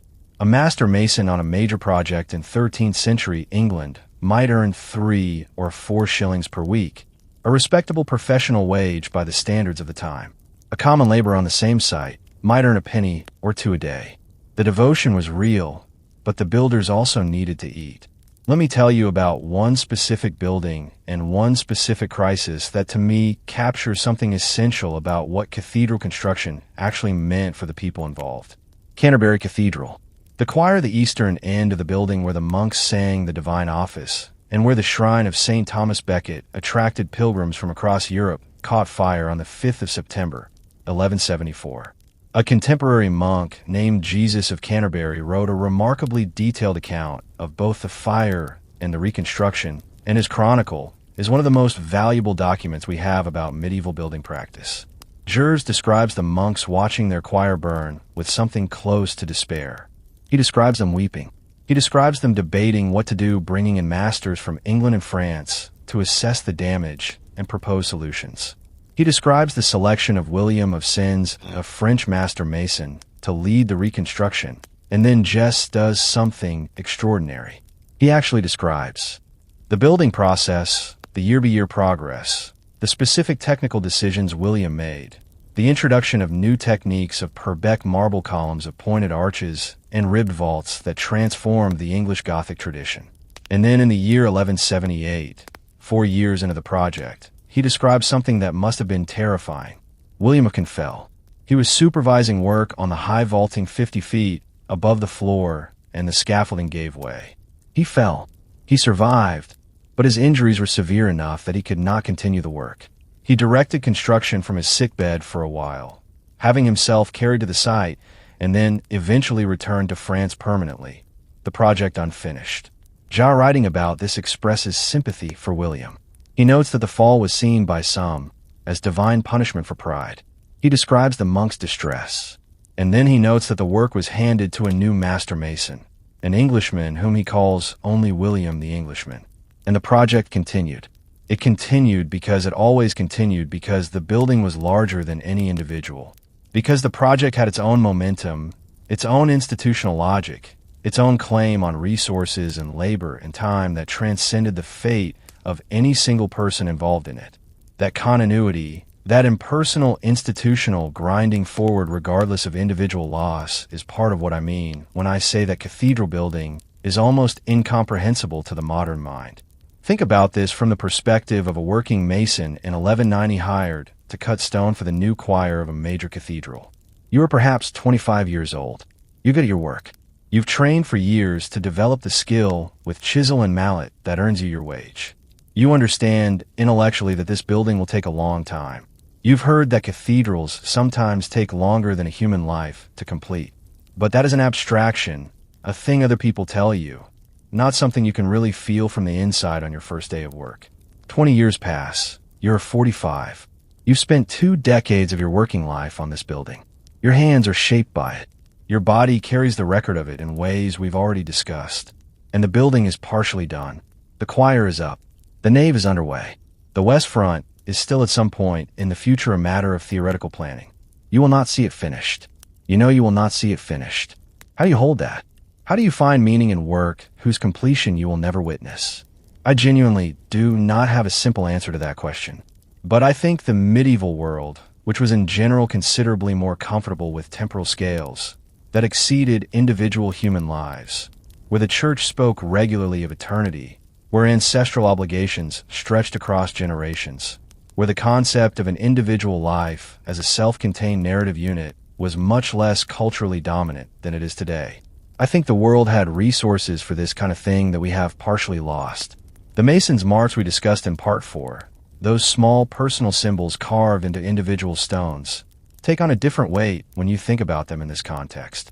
At Chartres Cathedral, which has been studied extensively by architectural historians, researchers have identified hundreds of distinct Mason's marks on the stones of the nave and the transepts. Each one represents a different craftsman. Each one is an individual human being who spent a portion of their working life on that building, cutting that stone, placing that mark. Some of those marks appear dozens of times across large sections of the building. That mason worked there for years, maybe decades.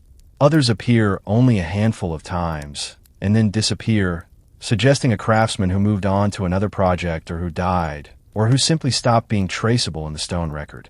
They are not names. They are symbols. We cannot connect most of them to a documented human being, but they are in the most literal possible sense traces of individual human presence, embedded permanently in a building that has stood for 8 centuries. That mason's hand shaped that stone. That stone is still in that wall. The building is still standing.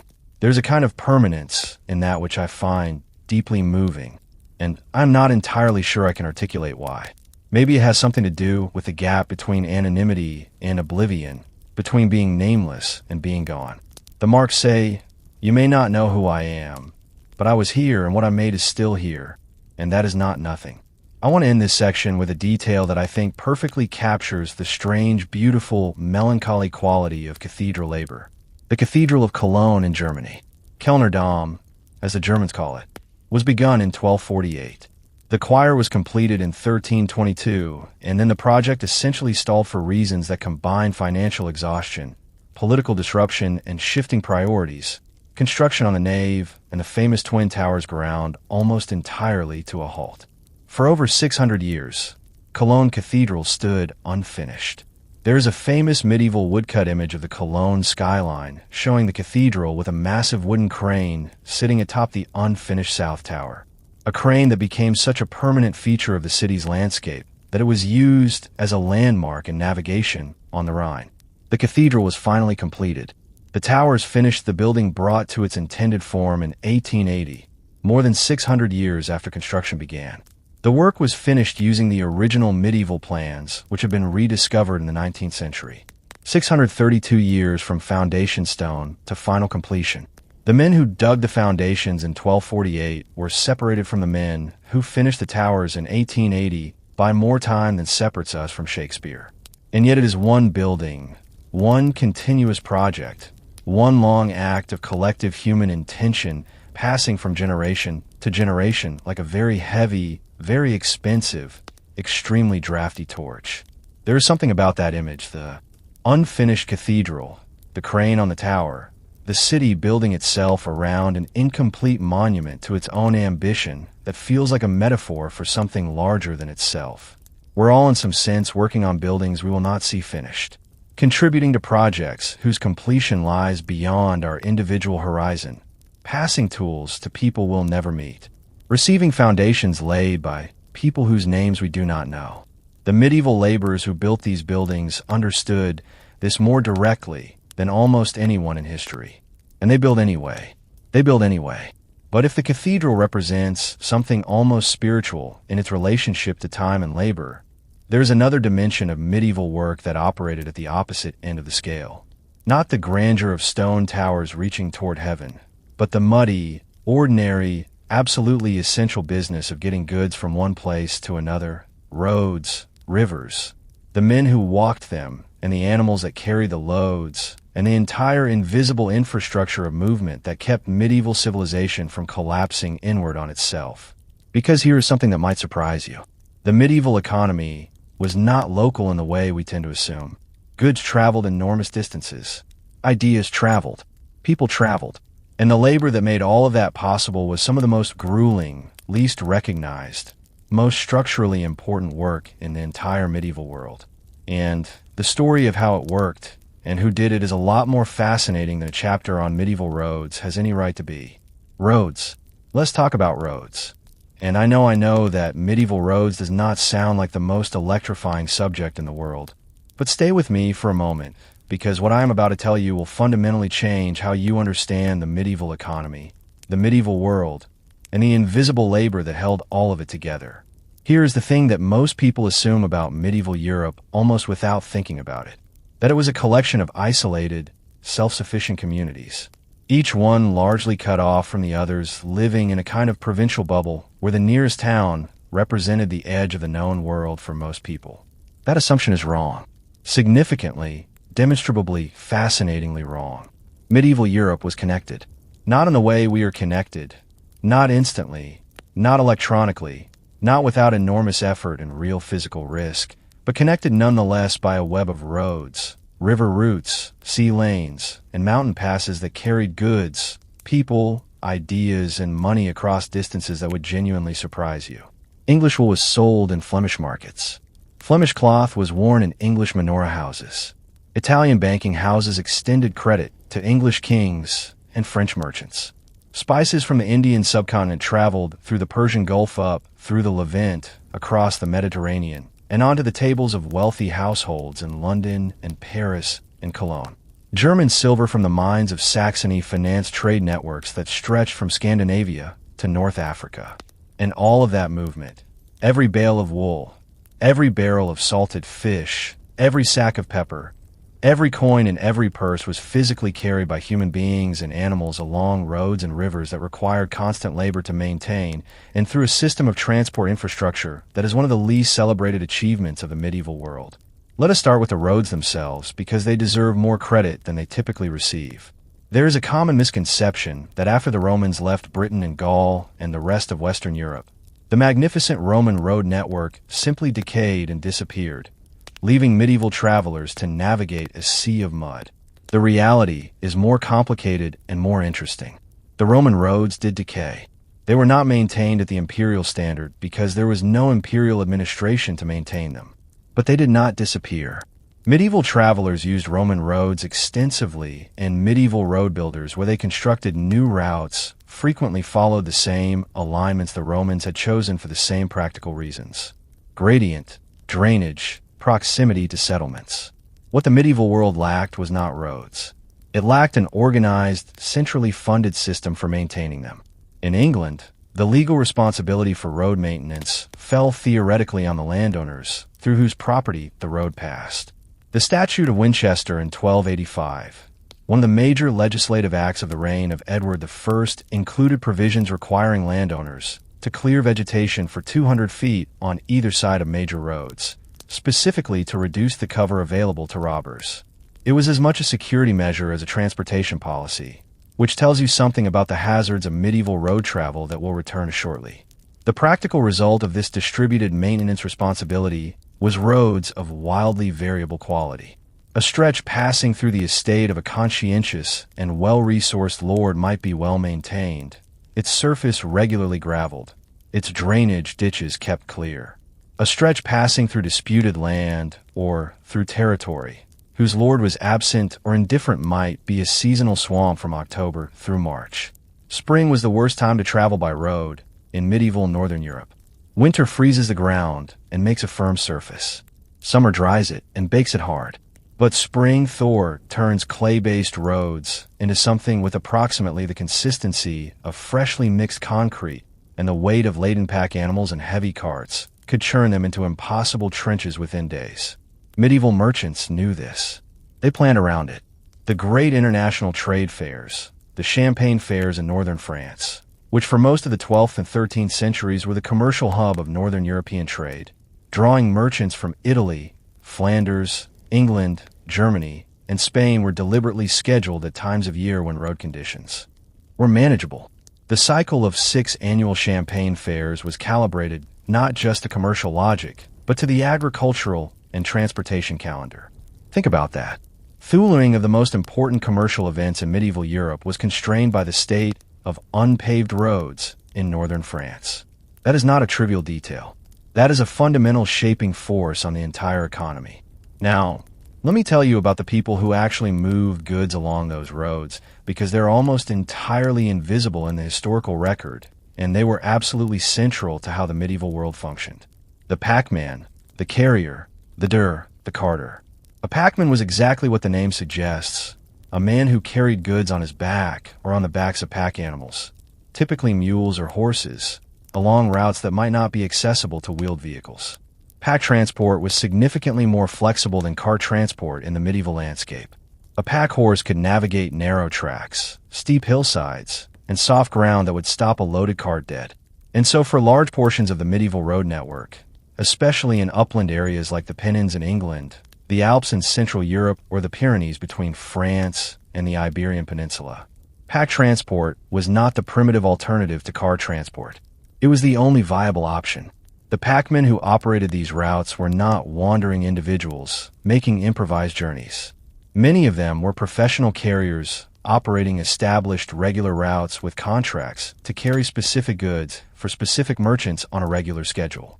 The Hanseatic League, the great trading confederation of northern German and Baltic cities that dominated northern European commerce from the 13th through the 17th centuries, operated an extensive network of land carriers alongside its famous sea routes, with professional carriers making regular journeys between cities on schedules that merchants could rely on for their commercial planning. Let me give you a concrete picture of what a commercial journey actually looked like, because I think the specific details bring it alive in a way that abstractions cannot. Imagine you're a wool merchant in Boston and Lincolnshire, which was in the 13th century one of the busiest ports in England, second only to London in the value of customs duties collected. You've purchased a clip of English wool, say 50 sacks each, weighing approximately 364 pounds, from a Cistercian monastery in Yorkshire. You need to get that wool from Yorkshire to your warehouse in Boston, and then ship it to Bruges in Flanders for sale to the cloth manufacturers there. The overland journey from the monastery in Yorkshire to Boston in Lincolnshire, roughly 100 miles, depending on the specific route, would take your pack train approximately 5 to 7 days under good conditions. You would need somewhere between 30 and 40 pack horses to carry 50 sacks, plus the men to manage them. Packer leaders, typically 1 per 5 or 6 animals walking the entire distance. Those men would walk somewhere between 15 and 20 m a day, every day for 5 to 7 days, loaded animals on uncertain roads in weather that might be fine or might be deeply unpleasant through country that required local knowledge to navigate efficiently and safely. They would sleep at roadside inns establishments whose existence was entirely predicated on this traffic, or at monastic guest houses, which provided accommodation for travelers as one of their standard hospitality obligations. The trade of medieval England was not a leisure industry. It was transport infrastructure. The inns were the fuel stations and rest stops of the medieval road network, and the innkeepers and their staff were part of the transport labor force, as surely as the packmen themselves. Rivers. If roads were the arteries of the medieval land transport system, rivers were the veins, and in many ways they were the more important of the two.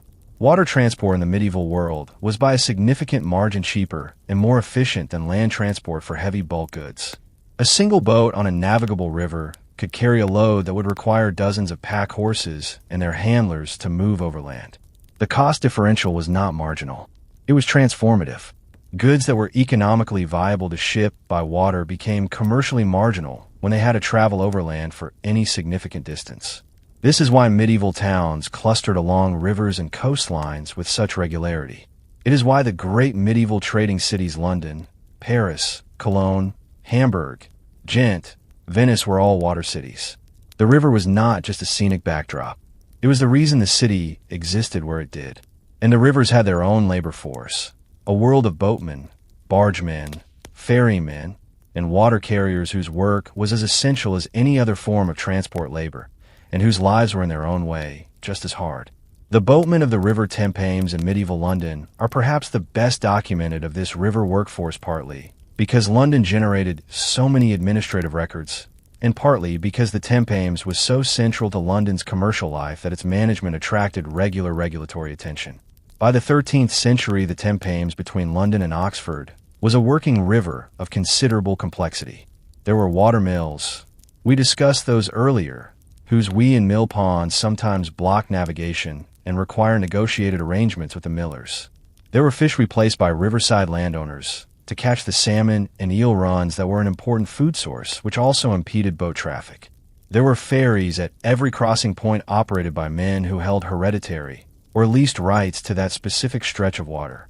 The Thames boatmen of medieval London, the watermen who rowed passengers and goods between the wharves on both sides of the river before and after the construction of London Bridge made a dry crossing possible, were a distinct occupational community with their own culture, their own terminology, their own hierarchy. They were not serfs. They were free workers operating in a commercial market. But they were also subject to the weather, to the tides, to the physical demands of rowing heavy boats against current and wind, to the occupational hazards of a working river. Medieval London Bridge, begun in 1176 and completed in 129, representing a construction project of over 3 decades, was itself, among other things, a labor monument. The narrow arches of its stone piers constricted the tidal flow of the river so severely that shooting the bridge rowing through one of the narrow gaps as the tide ebbed or flowed was genuinely dangerous. There is a medieval saying recorded in later sources that London Bridge was made for wise men to go over and fools to go under. The watermen who went under it daily, because their work required it, presumably had their own opinions about that saying. Here is the aspect of medieval transport labor that I find most striking and that I think gets almost no attention in conventional historical accounts. The sheer physical scale of what was moved. We have a tendency to imagine the medieval economy as small, local, limited, but the records tell a different story. In the year 1273, a custom survey ordered by the English King Edward I recorded the export of approximately 33,000 sacks of wool from English ports in a single year. Each sack weighed 364 pounds, 33,000 sacks. That is approximately 6,000 tons of wool exported in a single year in the 13th century. Every pound of that wool was shorn by hand, packed by hand, transported by road or river to a port, loaded on ships by hand, and then unloaded at the destination port by hand. And then the process of moving it through the Flemish cloth-making towns began, 6,000 tons by hand, using animals, wooden carts, wooden boats, and the muscles of men and women whose names we do not have. That is not a small economy. That is not an isolated local subsistence world. That is a functioning international supply chain operating at scale, sustained by labor that we have never properly counted or credited. There is one more category of transport worker I want to tell you about before we move on, because they occupy one of the strangest positions in medieval social geography. The dvor. Cattle, sheep, and pigs could not be preserved for transport the way wool could. You could not put a live cow in a sack and strap it to a packer. If you wanted to move livestock from the places they were raised to the urban markets, where they would be sold and slaughtered, you had to walk them there. And medieval urban populations required enormous quantities of meat. London by the 14th century probably had a population of somewhere between 80,000 and 100,000 people. Feeding that population required a continuous flow of livestock into the city from the surrounding countryside, and from much further away than the surrounding countryside. As London's demand grew, Scottish cattle were walked hundreds of miles to English markets. Welsh cattle crossed the border into England on established, drowing routes that had been used for centuries. The dvors who managed these journeys were specialists, men who knew the routes, who knew where good grazing was available for overnight stops, who understood the psychology of moving large groups of animals across unfamiliar terrain without losing them to exhaustion or dispersal. Dvors in medieval England occupied an interesting legal and social position. They traveled constantly. They carried significant financial value in the animals they managed, and they operated largely beyond the close supervision of any particular lord or community. They were free in a way that most medieval workers were not free, to move free, to negotiate free from the obligations that tied their neighbors to a specific place. That freedom had a cost, of course. It also meant no fixed community, no accumulated property, no security against the bad years when illness or weather or a collapsed market wiped out a season's income. Freedom and security. The medieval world, like every world before and after, it rarely offered both at once. Now I want to step back for a moment from the specific mechanics of roads and rivers and pack trains, because I think there is something larger here that deserves to be named directly. Everything we have been discussing tonight, the farmers, the craftsmen, the women, the monastery workers, the cathedral builders, and now the carriers and boatmen and drovers. All of these people shared something fundamental. They were doing work that was not chosen, not in any meaningful sense. The serf farmed because the law required it. The craftsman's son became a craftsman because there was no other obvious path. The D walked the roads because the alternative was a subsistence existence on marginal land. The packman carried loads because someone had to, and he had the body for it. And yet within that constrained world, within those narrow margins, people made choices. They resisted when they could. They negotiated when they had leverage. They built communities and cultures and expertise that outlasted the systems that try to contain them. And some of them, when the pressure became intolerable, did something more dramatic than quiet resistance. Some of them stood up in public and said enough. Not the whispered, everyday resistance of the missed Labor Day or the extra grain in a hidden pocket.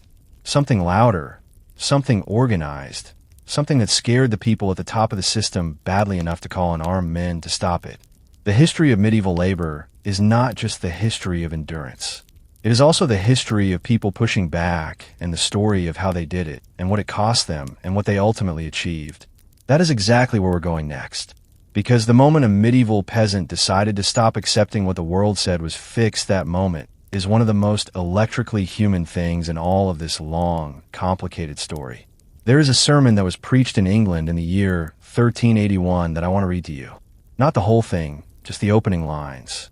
Because in those few words, a medieval priest named John B. managed to compress an entire philosophy of labor and human dignity into something so simple and so devastating that the authorities had already thrown him in prison 3 times for saying it. He stood before a crowd of thousands on Blackheath, just outside London, and he asked this when Adam delved and Eve span, who was then the gentleman. That is it. That is the whole argument. When Adam dug the earth and Eve spun the thread, when the very first human beings were doing manual labor with their hands, where was the nobleman? Where was the Lord? Where was the man who claimed by divine right to be superior to the people who fed him? The crowd knew the answer. They had always known the answer. They had just never heard anyone say it out loud quite like that before. To understand what happened in the summer of 1381, and I want to go deeper into this than we did in part 5, because the peasants' revolt deserves more than a summary. You need to understand the specific accumulated texture of the grievances that produced it, because rebellions do not come from nowhere. They do not erupt spontaneously from contentment. They build layer by layer, year by year, disappointment piled on top of disappointment, until the structure becomes unstable and sometimes something surprisingly small tips it over. The Black Death, as we discussed, had transformed the labor market and raised wages. Workers had tasted something resembling economic leverage for the first time in their collective memory. And then over the decades following the plague, the landlord class and the royal administration had spent enormous energy trying to take that leverage back. The Statute of Labours of 1351, the periodic attempts to reimpose labor obligations, the legal harassment of workers who moved in search of better wages. Every time a peasant family found a slightly better situation, there was a law, an official, a court case designed to push them back to where the system said they belonged. Resentment accumulated. Then came the poll taxes. Between 1377 and 1381, the English Parliament imposed 3 consecutive poll taxes, flat taxes levied on every individual over a certain age, regardless of wealth. The word poll comes from the Old English word for head. This was literally a per-head tax. The first in 1377 levied 4p per person. The second in 1379 introduced a sliding scale with different rates for different social positions. The third in 1380 was a shilling per person, 3 times the rate of the first tax. Now, a shilling sounds like a small amount. But for a laboring family in rural England in 1380, a shilling per adult household member represented somewhere between 2 and 4 days of wages. For a family with 3 or 4 working adults, the tax could represent nearly 2 weeks of labor income.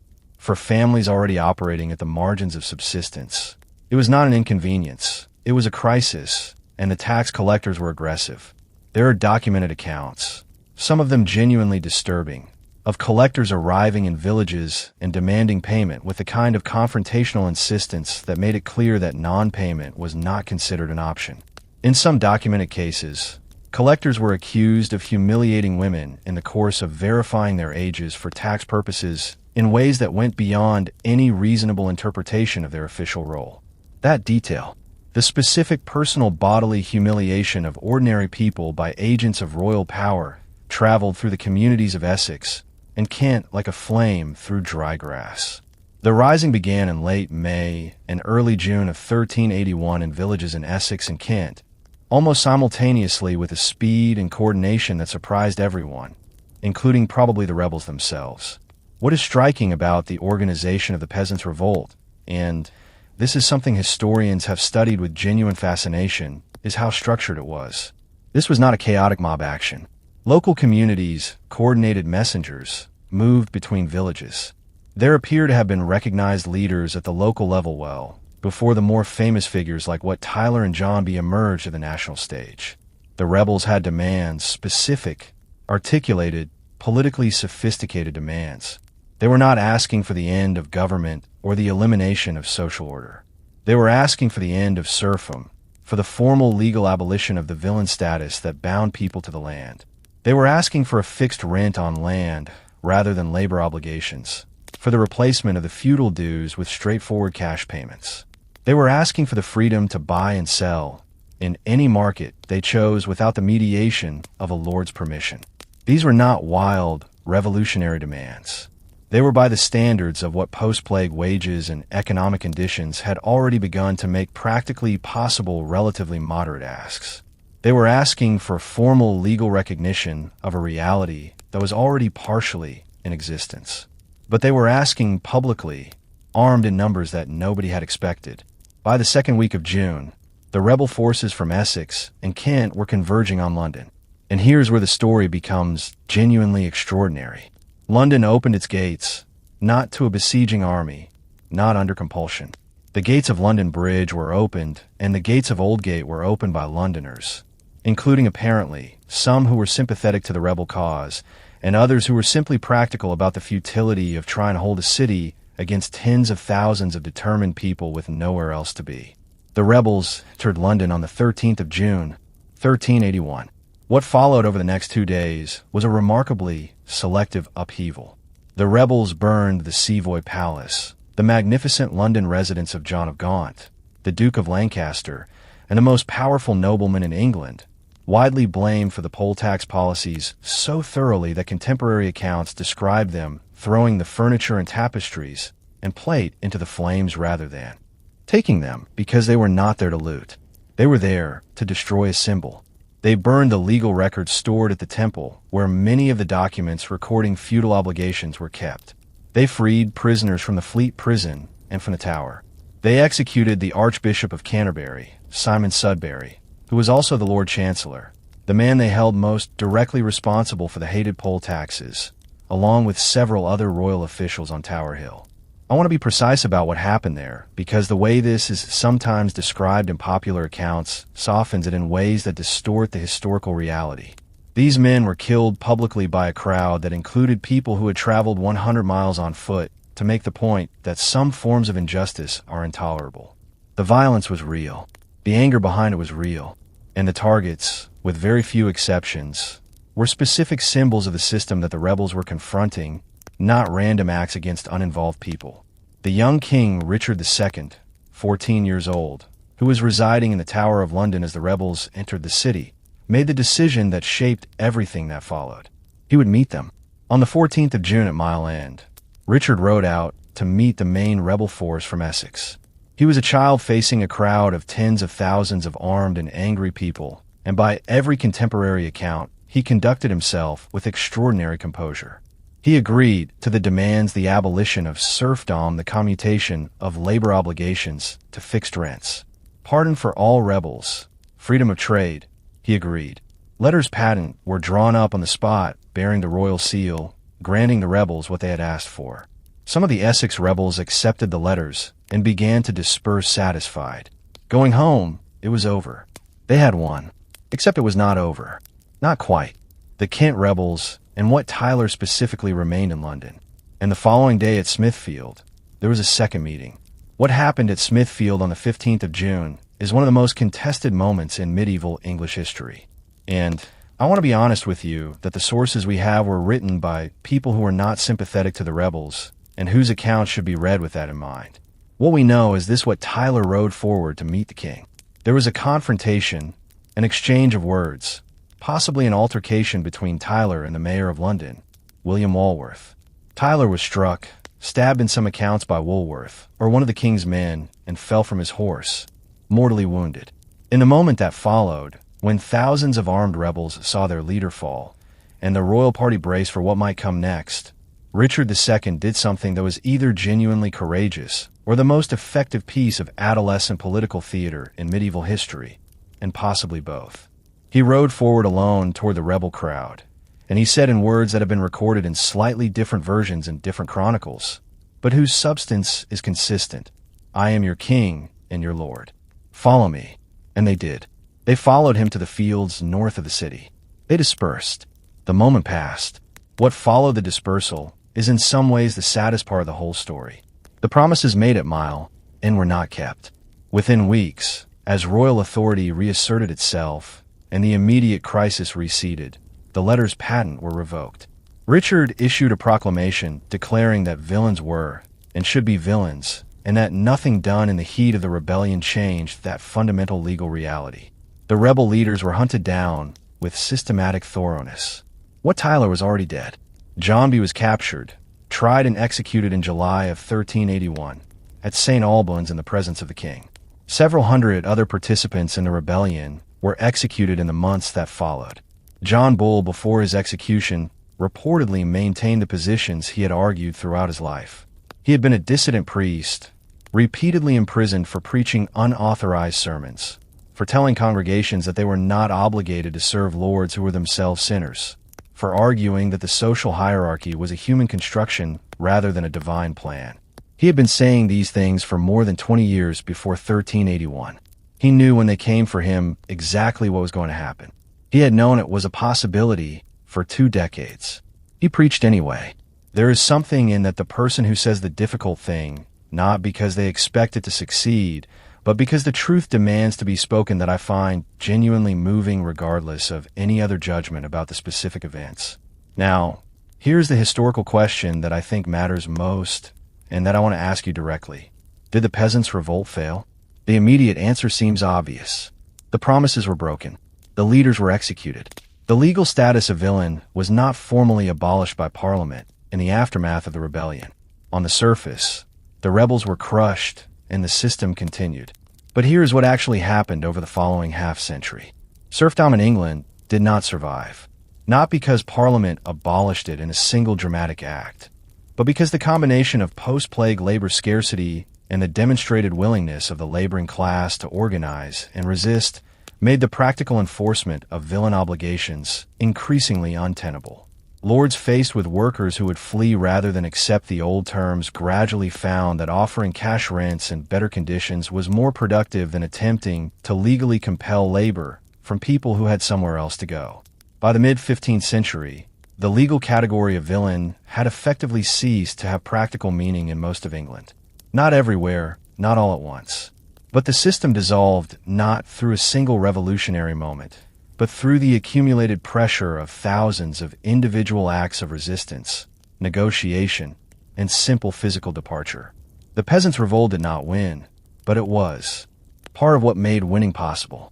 It demonstrated in a way that could not be unseen that the people at the bottom of the feudal pyramid were not passive, were not without agency, and were not willing to accept permanent subjugation simply because a system of theology and law said it was right. I want to step back from England for a moment, because the English experience was not unique. Across medieval Europe in different forms and at different moments, the same basic dynamic played out. In Florence in 1378, 3 years before the English peasants' revolt, the Ciompi uprising brought the lowest-paid workers in the Florentine wool industry into the streets. The Ciompi were the carters and combers, the men who did the most physically demanding and least skilled stages of wool processing, working for daily wages with no guild membership, no legal protections, no voice in the city's political life. They seized the government of Florence for approximately 6 weeks. They established a new guild for previously unrepresented workers. They demanded and temporarily received a voice in the city's governance. 6 weeks. Then the older guilds and the merchant class reasserted control. The Ciompi Guild was dissolved and the leaders were expelled. Or worse, 6 weeks. But again, not nothing. The willingness of the most marginal workers in one of Europe's most sophisticated cities to organize, make specific demands, and temporarily seize political power was a demonstration that could not be entirely erased from memory, even when it was erased from the official record. In Germany, the peasant movements of the late medieval and early modern period culminated in the German Peasants' War of 1524 and 1525. The largest mass uprising in European history before the French Revolution, involving somewhere between 200,000 and 300,000 participants across the German-speaking lands. Its demands, articulated in a document called the 12 Articles, included the abolition of serfdom, the right to elect their own pastors, and the reduction of feudal dues. It was suppressed with extraordinary brutality. Estimates of those killed in the suppression range from 70,000 to 100,000 people. But the 12 Articles were read across Germany. They were printed. It was one of the first major political documents to benefit from the printing press and distributed in tens of thousands of copies. The ideas in them did not disappear when the uprising did. Here's what I keep coming back to. Across all of these uprisings and revolts and moments of organized resistance, the people who participated in them were not, for the most part, making calculations about probability of success. They were not running strategic analyses about likely outcomes. They were doing something more fundamental and more human than that. They were saying, "This is wrong, and we will not pretend otherwise." The serf who fled to a town after the Black Death was not following a theory of labor economics. The English rebels who marched to London in 1381 were not implementing a political philosophy. The Ciompi wool workers who took the streets of Florence were not executing a revolutionary strategy. They were people who had reached the limit of what they were willing to absorb and who acted on that limit in the ways available to them. That impulse, that specific human unwillingness to permanently accept what the powerful say is inevitable, is not medieval. It is not historical. It is continuous. It runs through every era, every culture, every generation of people who have ever found themselves at the bottom of a system that takes everything they have and gives back the minimum it can get away with. The medieval workers who expressed it did so with extraordinary courage in circumstances of genuine danger and at costs that were often devastating. They deserve to be remembered not as footnotes to the story of kings and institutions, but as the people who generation by generation changed the terms of what was acceptable. And with that thought sitting with you, that idea of what changes when ordinary people decide to push back, I want to take you somewhere that feels on the surface very different from everything we've been discussing. We have spent a great deal of tonight with adults, with the men and women who built the cathedrals, farmed the fields, walked the roads, organized the revolts. But there's a part of the medieval labor story that is in some ways the most uncomfortable to sit with, the most difficult to fully absorb, because the medieval world did not have a concept of childhood that resembles anything we would recognize today. And what that meant practically specifically for the children who grew up in the world we've been describing is a story that I think you need to hear. Not because it is easy, but because those children were part of this story, too. And they have been waiting a very long time for someone to tell it properly.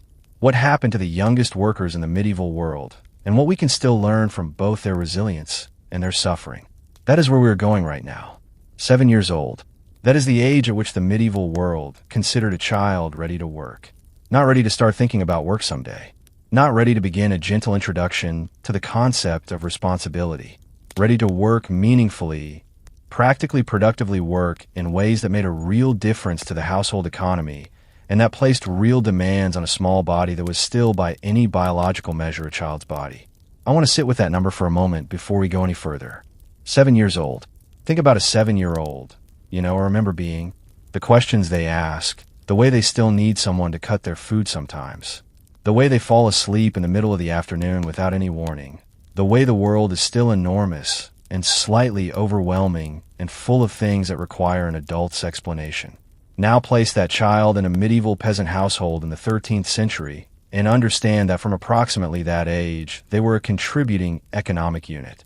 And the degree to which that childhood was also allowed to be a childhood depended almost entirely on how much cushion, economic, social, emotional, their family had. For most families in the world we've been exploring tonight, that cushion was very thin indeed. The historian Philippe Prass published a landmark work in 1960 called Centuries of Childhood, in which he argued controversially and influentially that medieval society did not have a concept of childhood as a distinct phase of human development. That children in the medieval world were simply treated as small adults from the moment they were old enough to be useful. The argument has been refined and partially challenged in the decades since. Later historians, particularly those working with the rich evidence of medieval coroners' records, which document accidental deaths, and therefore incidentally document what children were actually doing when they were hurt, have pushed back on the idea that medieval parents did not love their children or did not recognize childhood as something different from adulthood. The coroner's records are heartbreaking and revealing in equal measure. A 3-year-old who fell into a pond while his mother was working in a field nearby. A 5-year-old who wandered into a neighbor's barn and was kicked by a horse. A 2-year-old who pulled a pot of boiling water off a hearth fire. These records tell us that small children were in fact treated as small children left to place, supervised, and perfectly protected where possible. The grief in the coroner's inquests, even filtered through the dry legal language of the record, is unmistakable. But they also tell us something else. From approximately age 6 or 7, children begin appearing in the records in different contexts. Not playing unsupervised near ponds. Working and the accidents that happen to older children happen in working contexts, in fields, in workshops, near mill machinery, on construction sites. The transition was real and it happened early. What did child labor actually look like in the medieval world? Let me give you the specific texture of it, because I think the details matter here more than anywhere in a peasant farming household. The work assigned to children was calibrated to what small bodies could actually do, which it turns out was quite a lot. Bird scaring was one of the most common tasks assigned to young children, particularly in spring, when newly sown grain fields were vulnerable to flocks of rooks and pigeons. A child of 5 or 6 could spend an entire day walking the perimeter of a field, waving a clapper or throwing stones, keeping bird away from the seed that the family's survival for the following year depended on. This sounds almost gentle, a child outside in the fresh air doing something simple. But consider this was not occasional. This was every day for weeks through whatever weather spring produced in medieval England or France or Germany. Cold mornings, rain, wind. A small child alone or with one sibling responsible for a task whose failure had serious consequences for hours on end.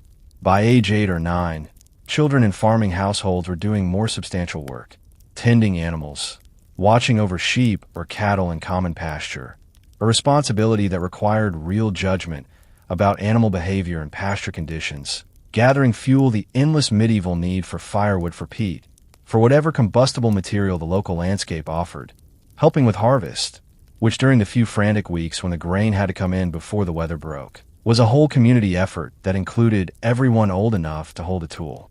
Now, let me ask you something that I think is worth genuinely considering. How do we judge this? How do we look at a medieval child working in a field at age 7 and know what to feel about it?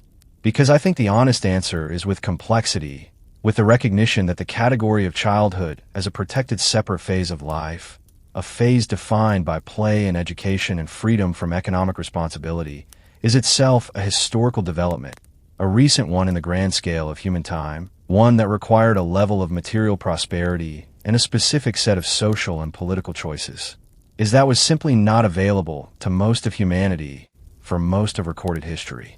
This is not a defense of child labor.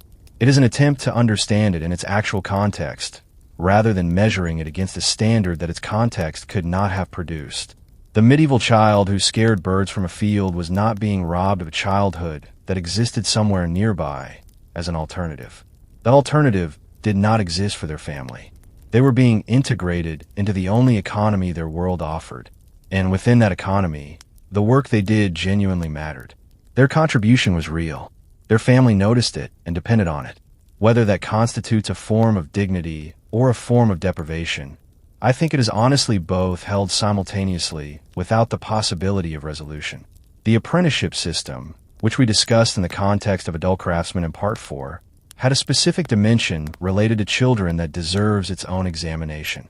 Because the experience of a child apprentice was meaningfully different from that of an adult journeyman and raises questions that still do not have simple answers. Apprenticeships for craft trades typically began between the ages of 7 and 14, depending on the trade, the era, and the social position of the family. For some of the more prestigious trades, goldsmiths, mercers, drapers, families paid substantial premiums to secure a placement, and the minimum age tended to be higher with the expectation that the child had already received some basic literacy education. For less prestigious trades, placements might begin younger with less formal process and more purely economic motivation on both sides. The child who entered an apprenticeship left their family household and went to live with a master craftsman, a stranger in most cases, a person with legal authority over them that during the period of the apprenticeship was comparable in some respects to parental authority. The indenture, the contract that governed the protections that were supposed to exist for apprentices, and by implication, the abuses those protections were designed to prevent. A typical indenture from 14th century London would specify the master would teach the apprentice the trade. The master would provide food, clothing, and lodging. The master would not assign the apprentice to tasks unrelated to the trade.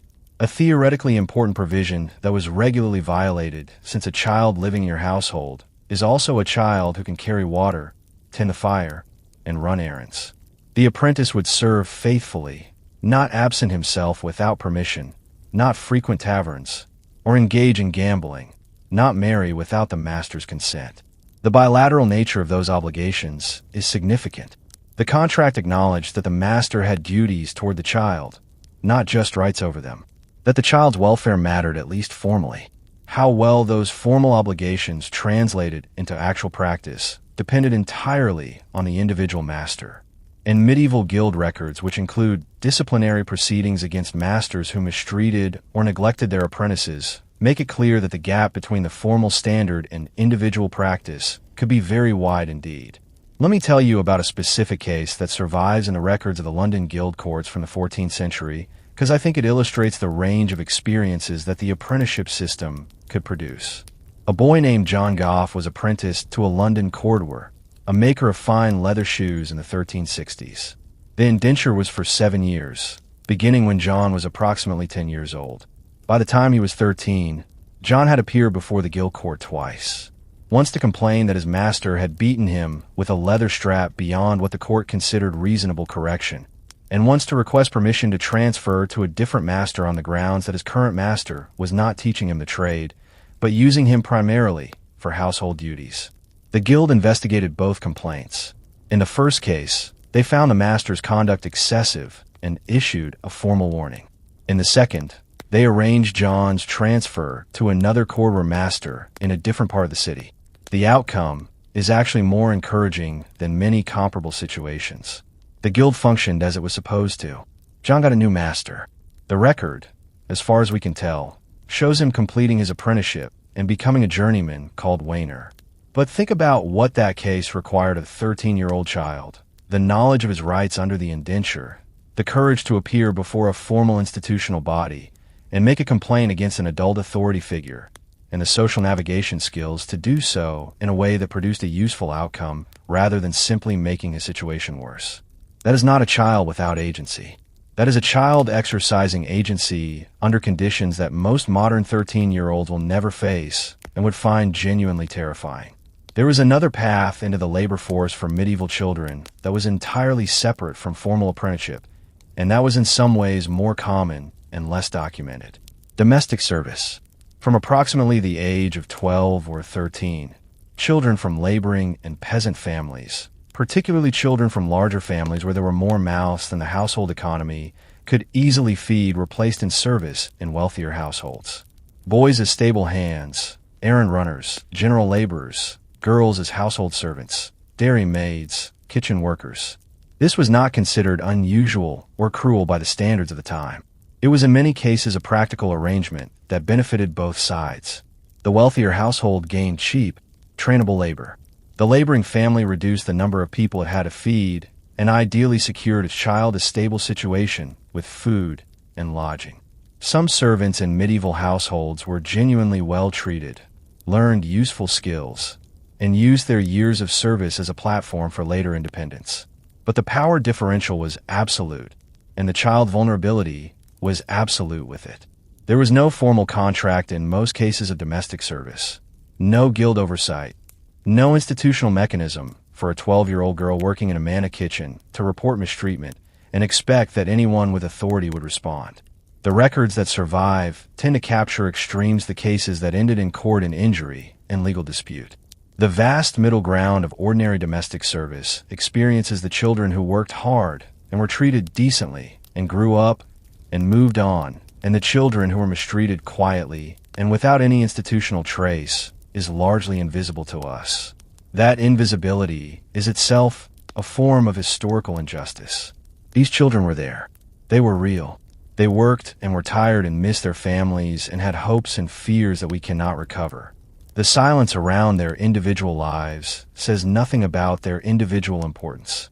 There is particular detail about medieval childhood and labor that I want to share with you, because it represents to me one of the more genuinely beautiful aspects of what is otherwise a difficult story. Medieval villages had feast days. Lots of them. The liturgical calendar of the medieval church was studied with saints' days and religious observances that were also functionally holidays. Days when ordinary agricultural and craft work was suspended, when communities gathered, when food was shared and music was played, and the relentless pressure of subsistence labor lifted for a few hours. For children, these days were different from the rest of the year in ways that the records occasionally capture. There were games, specific children's games that appear in medieval manuscripts, and records of version of blind man's bluffball games. Race is a game involving sticks and hoops that appears frequently enough in illustrated manuscripts to suggest it was widely played. And there were specific feast day traditions centered on children. In many English and continental European communities, the Feast of the Holy Innocents, celebrated on the 28th of December, was a day when children held a kind of temporary social inversion, with boys mock governing the household or the school, the youngest given precedence over the oldest. The normal hierarchy briefly reversed in a spirit of festive play. I find that detail disproportionately moving. The medieval world acknowledging once a year that children deserved a day of play and pretend power before they went back to scaring birds and carrying water and being small people in a world that had very little patience for smallness. Let me come back to a question I asked at the beginning of this section, but from a different angle. We've been talking about the children of the laboring classes, the majority, the ones doing field work and entering apprenticeships and going into service. But what about children at the other end of the social spectrum? Did noble and gentry children have meaningfully different childhoods? The answer is yes, but perhaps less than you would expect. Noble boys were typically sent away from home at approximately age 7 for a different kind of institutional education, placed in the household of a higher-ranking nobleman to serve as pages learning the culture and skills of the aristocratic world through immersion. This was also considered completely normal. The idea that a child's proper formation required leaving the family home, being exposed to a wider world under appropriate adult supervision, and beginning to contribute meaningfully to a household was not confined to the laboring classes. The content was entirely different. A noble page learned to serve at table, to ride, to learn the rudiments of arms and courtesy, and the complex social navigation of a hierarchical court. A craft apprentice learned to cut stone or work leather. But both left home at 7. Both entered institutions with their own demands, their own hierarchies, their own disciplines. Childhood, as a protected space separate from the adult world, was not reserved for the wealthy in the medieval world. It was in a sense not available to anyone. Here's what I want to leave you with from this section, and it is something I've been sitting with for a long time. The children of the medieval laboring world grew up fast because the world required it. They learned to work early, to take responsibility early, to navigate adult institutions and adult power structures early. And many of them, not all, but many, developed competencies and resiliences and practical intelligences that their compressed childhoods produced. The boy who managed a flock of sheep at age 9 knew things about animal behavior and landscape and weather and independent judgment that most modern adults who have never worked with animals simply do not know. The girl who was managing a household's bread production at age 12 had mastered a complex biological and chemical process that most modern adults could not replicate without a recipe and a thermometer. The loss of childhood was real. The cost of it was real, but the people it produced were not diminished by it, not made less than they could have been. They were shaped by it into people with specific kinds of capability and resilience and practical knowledge that the world they lived and needed and valued, even when it did not say so. And here is the uncomfortable parallel I keep running into that I suspect is sitting in the back of your mind too. In our world today, children in many parts of the globe still grow up in circumstances that would not look entirely unfamiliar to a medieval peasant family. The specific forms have changed. The moral framework we use to evaluate them has changed. But the fundamental dynamic, a world that requires more from its youngest members than the protected category of childhood, can accommodate that dynamic, did not end in the 15th century. We inherited this story. We are still in it. So we have spent tonight with the farmers, the craftsmen, the women, the survivors of catastrophe, the monks, the cathedral builders, the road workers, the rebels, and now the children. We have moved through almost 1,000 years of hidden labor that built everything, recorded nothing, and left only fragments of itself in the historical record. But there is one more layer to this story, one more dimension that I have been saving, because it is the dimension that contains everything else. It is not about a specific group of workers or a specific type of labor. It is about what all of this hidden work actually built, the legacy that the invisible hands of the medieval world left behind. Not just the cathedrals and the fields and the roads, the deeper inheritance, the changes in how human beings understood their own worth, their own rights, their own relationship to the systems that claimed authority over their lives. The medieval laboring world did not just produce goods and buildings and food. It produced ideas slowly, painfully, through centuries of pressure and resistance and endurance and occasional rebellion. And those ideas did not die when the Middle Ages ended. They are in ways we do not always recognize still alive. And understanding where they came from, understanding what it cost the people who first fought for them, is the last and most important thing I want to share with you tonight. Something has been quietly assembling itself throughout this entire story. And I want to name it now, not as a conclusion, because we're not quite there yet, but as a thread that I think has been running underneath everything we have discussed tonight without ever being fully surfaced. Every group of people we have met, the serfs, the craftsmen, the women, the monks, the cathedral builders, the road workers, the rebels, the children, all of them in their different ways were doing something more than simply surviving. They were slowly and often without any conscious awareness of it producing something that would outlast every king and every castle and every system of legal obligation that tried to define their worth. They were producing ideas not in universities, not in written treatises, not in the formal intellectual tradition that medieval scholarship recognized as philosophy or theology, but in the accumulated practice of their lives, in the decisions they made about when to comply and when to resist, in the communities they built and the obligations they honored and the lines they eventually refused to cross.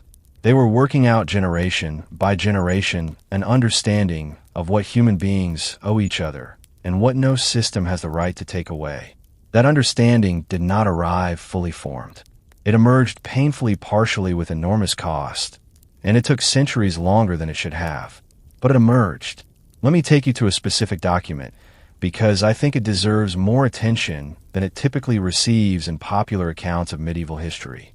Most people have heard of the Magna Carta, signed under considerable duress by King John of England at Runnymede on the 15th of June, 1215. It is traditionally cited as one of the foundational documents of constitutional government, the first formal limitation on royal power in the English legal tradition. And that is true as far as it goes. But what most popular accounts of the Magna Carta do not tell you is who the Magna Carta was actually designed to protect. It was designed to protect the barons The great feudal lords who had forced John to the negotiating table were protecting their own rights and interests. Their rights to proper legal process before being imprisoned, their rights to not have their property arbitrarily seized, their rights to be taxed only with their consent. The villains, the 90%, appear in the Magna Carta primarily as property, as the things that the barons did not want the king to arbitrarily take from them.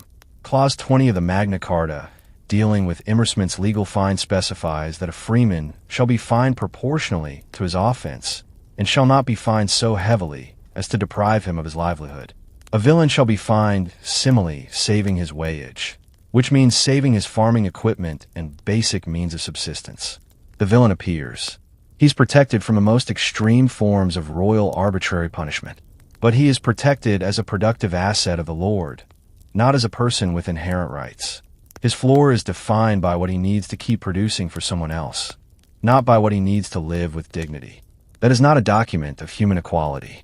It is a document of aristocratic self-interest that incidentally extended some limited protections downward. But, and here's where it gets interesting, what the Magna Carta did was establish a principle. The principle that even the most powerful person in the kingdom was subject to law. That power had limits, that those limits could be written down, agreed to, and in theory enforced. That principle, once established, proved remarkably difficult to contain. People below the barons noticed it. They started asking why the principle applied at the top, but not at the bottom. And that question, which took centuries to fully answer, is one of the most important questions in the history of Western political thought. The people who kept asking that question in the medieval period were not primarily philosophers. They were preachers. We have already met John B. The radical priest who asked the crowd at Blackheath who the gentleman was when Adam and Eve were doing manual labor. But B was not alone, and he was not the first.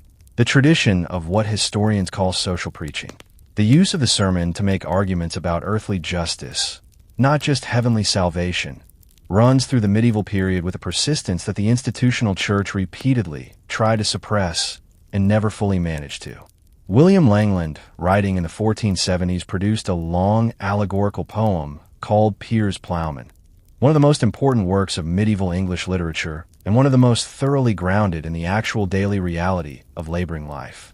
The central figure of the poem, Piers, is a plowman, a worker, a person of the laboring class who becomes, through the logic of the poem, a figure of profound spiritual authority. The honest laborer in Langland's vision has a direct relationship with God that the corrupt and comfortable clergy cannot claim.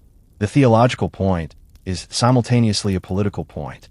If the person who works the earth with their hands has spiritual dignity equal to or exceeding that of the nobleman who exploits them, then the social hierarchy that places the nobleman above the worker is not divinely ordained. It is a human invention, and human inventions can be questioned. Langland was not a revolutionary. He was deeply conservative in many ways, suspicious of actual uprising, uncomfortable with the kind of direct political action that the peasants' revolt represented. But the logic of his poem points in directions he perhaps did not fully intend, and his readers, who were numerous, because Piers Plowman survives in more manuscript copies than almost any other work of medieval English literature, drew their own conclusions.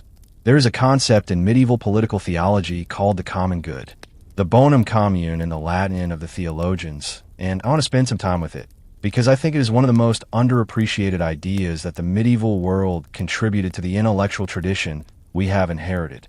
The common good, as Thomas Aquinas articulated it in the 13th century, drawing on Aristotle and on earlier Christian thought, was the idea that political authority, the right of rulers to govern, was not an end in itself. It was justified only insofar as it served the good of the whole community. A ruler who governed for his own benefit or for the benefit of a faction was by definition failing in the fundamental purpose of rulership. This is not on its face a radical idea. Thomas Aquinas was not a social revolutionary. He was one of the most careful and conservative intellectual builders of the medieval scholastic tradition. But the common good, once articulated as the standard against which political authority should be measured, created a logical foundation that other people further down the social scale, people with less intellectual prestige and more immediate grievances could stand on and push from. If the purpose of government is the good of the whole community, then what about the 90% of the community whose good is manifestly not being served? Is a government that maintains the laboring class and hereditary subjugation, takes a third of their harvest taxes, their daughters' weddings, and their fathers' deaths, and responds to their organized protests with armed force. Is that government fulfilling its purpose? John Bull thought not. The rebels of 1381 thought not. The chompy workers of Florence thought not. The German peasants of 1524 thought not.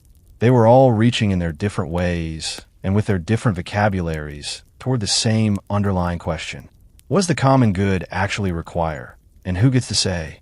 Here is something I want to share with you that I find genuinely moving, and that I think puts the whole of tonight's story in a different light. In 1419, almost 40 years after the Peasants' Revolt, and at a moment when the formal legal status of villenage in England was continuing its slow dissolution, a group of villains from the Manor of Woburn in Buckinghamshire petitioned the English Parliament directly. They did not petition through their lord. They did not submit to the authority of the Manor Court. They went as a group to Parliament, the highest legislative body in the kingdom, and they stated their case. They argued that they had been held in villenage unjustly. They asked for their freedom. The petition was not granted. Parliament sent them away. But they came. They made the argument.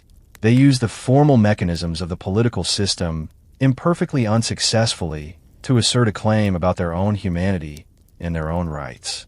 That act of petition in 1419 is connected by a direct thread to the sermons of John B. and the March on London in 1381 and the flight of serfs from their manors after the Black Death and the everyday resistance that Manor Court rolls recorded across 2 centuries.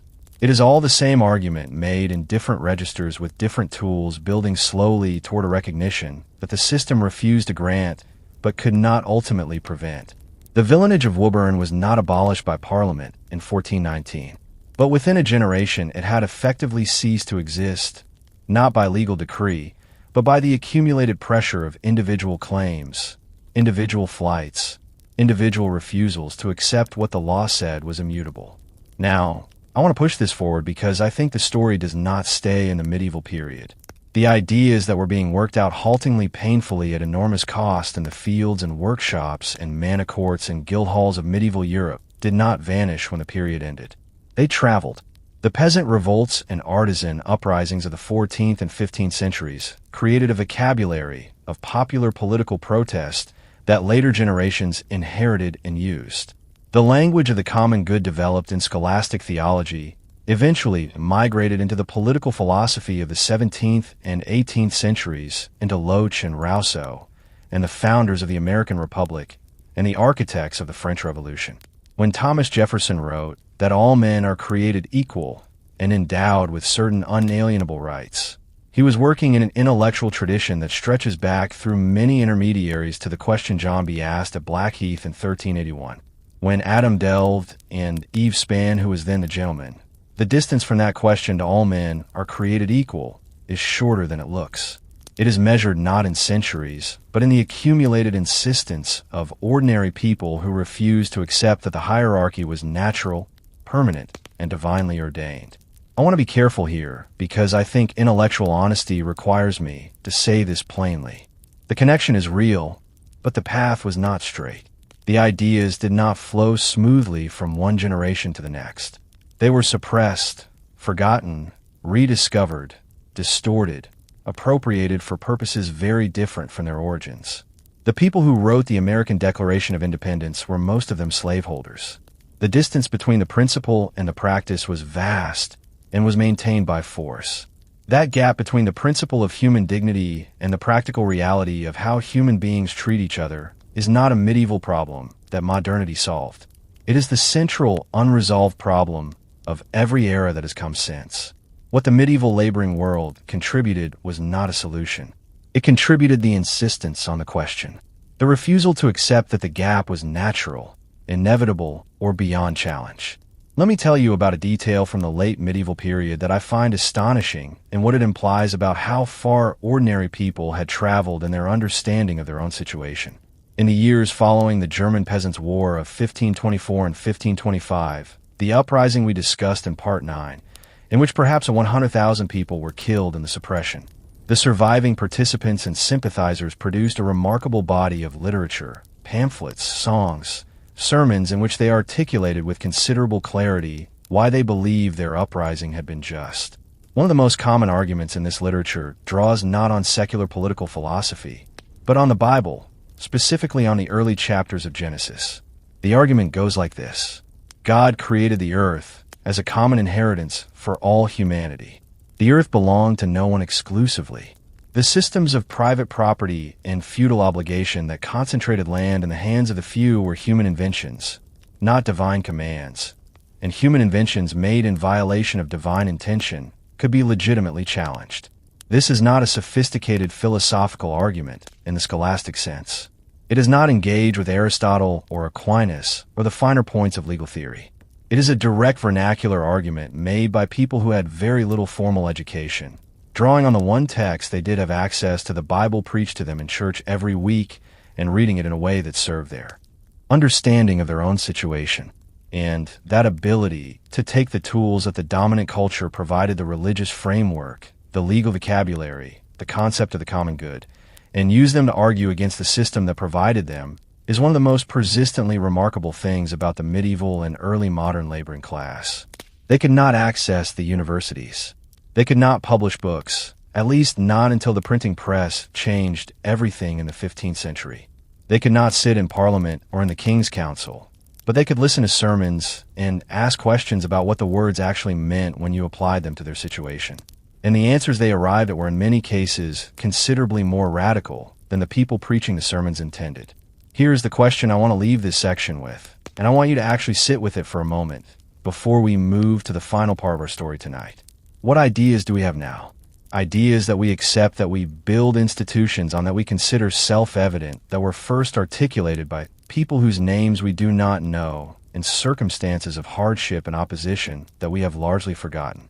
The 8-hour working day, the weekend, the concept of a minimum wage, the idea that children deserve protection from labor that damages them, the principle that workers have the right to organize and collectively bargain, the notion that a person's inherent worth is not determined by their place in a hierarchy of birth.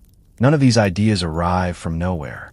None of them were given generously by the powerful to the powerless. Every single one of them was argued for, organized around, and in many cases died for, by people who understood from direct personal experience what the world looked like when those principles did not exist.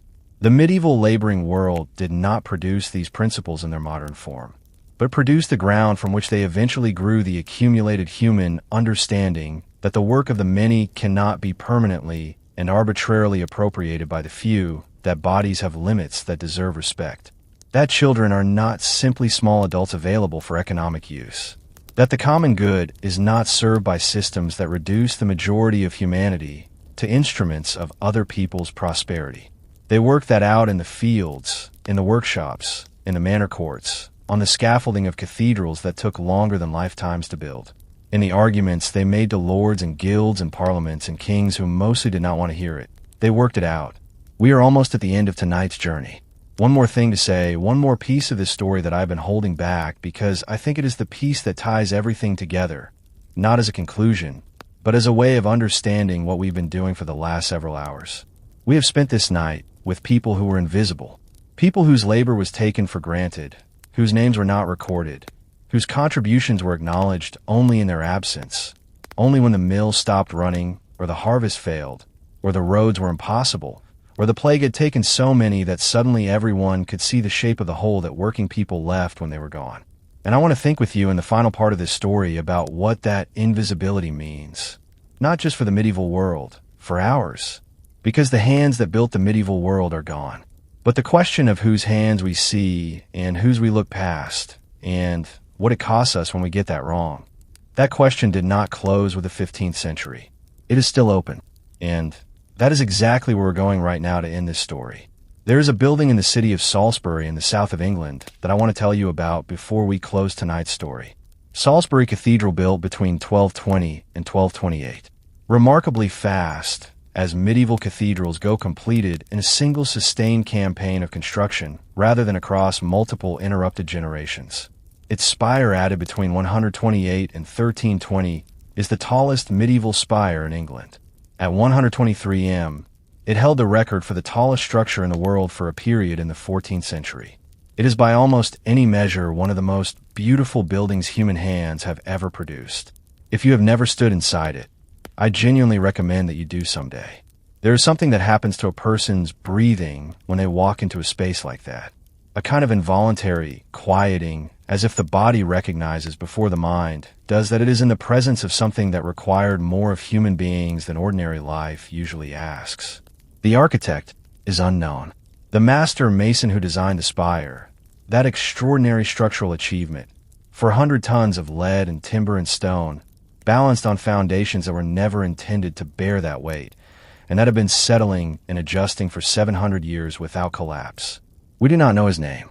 The thousands of workers who cut the stone and mixed the mortar and climbed the scaffolding and shaped every carved detail of that building. We do not know their names either, but we have the building. I want to propose something to you as we move toward the end of tonight, and I want to propose it carefully because I do not want it to sound like comfort that papers over something that deserves to sit uncomfortably. There are two ways to respond to the invisibility we've been documenting all night, to the systematic erasure of names and stories and individual human presence from the historical record. The first response is outrage, and that response is correct. The invisibility was not accidental. It was produced by power structures that had strong reasons to keep the laboring class from seeing itself clearly, from understanding its own indispensability, from recognizing in its own history a tradition of agency and resistance and achieved change. Keeping people invisible was a form of control. It still is. The second response is something more complicated. It is the recognition that the buildings are still standing, that the fields are still yielding, that the roads still follow routes first worn by medieval feet and hooves, that the ideas, the slow, costly, hard-won understanding of human dignity and the common good survive the people who first articulated them and shaped the world that came after. Both responses are true simultaneously. The eraser was wrong and the legacy is real. And holding both of those things at once without letting either one cancel the other is, I think, the most honest way to sit with this history. Let me tell you about something that happened in 1971, because I think it connects the medieval story to the present in a way that I find genuinely striking. A group of archaeologists working at a site in the English village of Warham Percy, the abandoned medieval village in Yorkshire that we mentioned at the very beginning of tonight's story, made a discovery that changed how historians thought about medieval peasant life. Beneath the village, they found not just the foundations of houses and the remnants of agricultural systems. They found evidence of a community that had lived on that land continuously for approximately 1,000 years from the early medieval period through to the late 15th century when the village was finally abandoned, probably as a result of enclosure by a landlord who found sheep more profitable than people. 1,000 years, 30 to 40 generations of human beings living on the same land, building on the same sites, burying their dead in the same churchyard. The skeletal remains of approximately 600 individuals were recovered, and studied those bones with their occupational stress markers and their compressed joints and their evidence of hard physical lives. But also, and this is the part that struck me most when I first read about it, evidence of a community that continuously repaired and maintained its own infrastructure, that rebuilt houses when they needed rebuilding, that maintained the drainage systems that kept the low-lying fields productive, that adjusted its agricultural practices in response to changing conditions century after century without institutional direction from above. This was not a passive community waiting for lords to tell it what to do. This was a community that knew how to sustain itself, that passed that knowledge across generations, that adapted and continued through famines and plagues and changes of lord and the general chaos of 1,000 years of history. And then in the 15th century, it was cleared. The people were displaced to make room for sheep pasture. The village was abandoned. The buildings fell into ruin. The community that had sustained itself for a millennium was simply ended by a decision made by someone who owned the land on paper. Warham Percy is now an archaeological site, a place you can visit on a summer afternoon, walking among the low grassy mounds that mark where houses stood. The roofless church walls still visible. The shape of the medieval field system still legible in the way the land lies. I have thought about Warham Percy many times since I first learned about it. about what it means that a community capable of sustaining itself for 1,000 years was ended not by its own failure, but by the decision of someone who valued sheep over people, about what was lost in that ending, not just the individuals, but the accumulated knowledge and practice and community that had been building for 30 generations, about how many war purses there are in history, how many communities with that depth of accumulated wisdom and practice were simply ended by decisions made somewhere above them, by people who did not see what was there to be lost. Here's a question I want you to carry with you after tonight. What are the equivalents of a mason's marks in your own world? I mean this seriously. The mason's marks, those small personal symbols carved into cathedral stones by workers whose names were never recorded, were an act of claiming, of saying I was here. My hand shaped this. This is mine, even if nobody will ever know it was mine. What are the acts of claiming in your world? The ways that people doing essential invisible work leave traces of themselves that say the same thing. The nurse who writes a patient's name on a small whiteboard and adds a smiley face. The teacher who remembers a student's particular difficulty and adjusts the lesson without being asked. The warehouse worker who packs the order with a care that no algorithm required. The person who maintains the public garden in their neighborhood, not because it is their job, but because they cannot bear to watch beautiful things go to ruin. These are not famous acts. They will not appear in history books. They are exactly as invisible in their way as the labor of the medieval alewife or the cathedral layer or the drover walking cattle across the border hills. And they are exactly as essential. I want to share one final historical detail, and then I want to say something directly to you. In the year 1435, a man named John Roos, an English antiquarian historian working in Warwickshire, produced a document in which he listed and lamented the depopulation of villages in his region. He named specific villages. He described what had happened to them: enclosure displacement, the replacement of farming communities with sheep pasture. John Roos was not a laborer. He was a chantry priest, educated, relatively comfortable. He had no personal stake in the fate of the people he was describing, but he thought someone should write it down. He thought the displacement of those communities deserved to be recorded, to be lamented, to be placed in the historical record, not as statistics, but as losses, specific named real losses.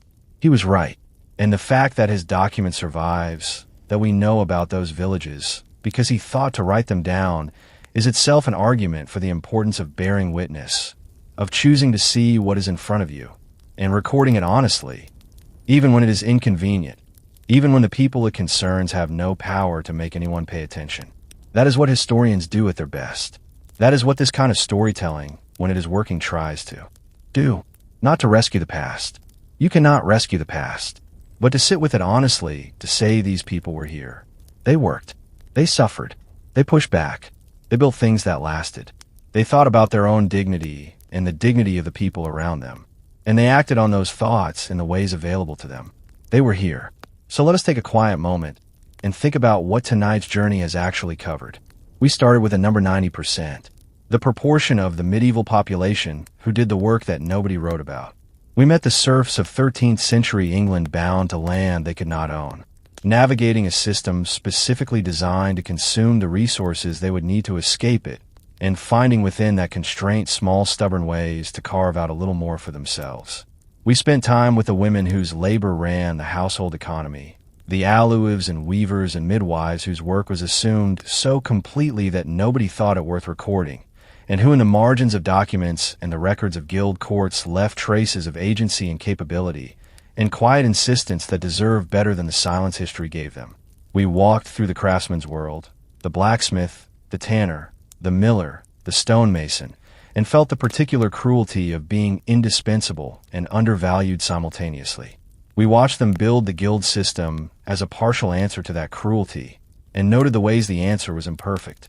We stood at the edge of a Sicilian harbor in October of 1347 and watched something arrive that would kill a third of Europe, and paradoxically give the survivors a leverage they had never had before. We went inside the monastery walls and found not peaceful contemplation, but organized agricultural production. 700 lay brothers shearing 12,000 sheep.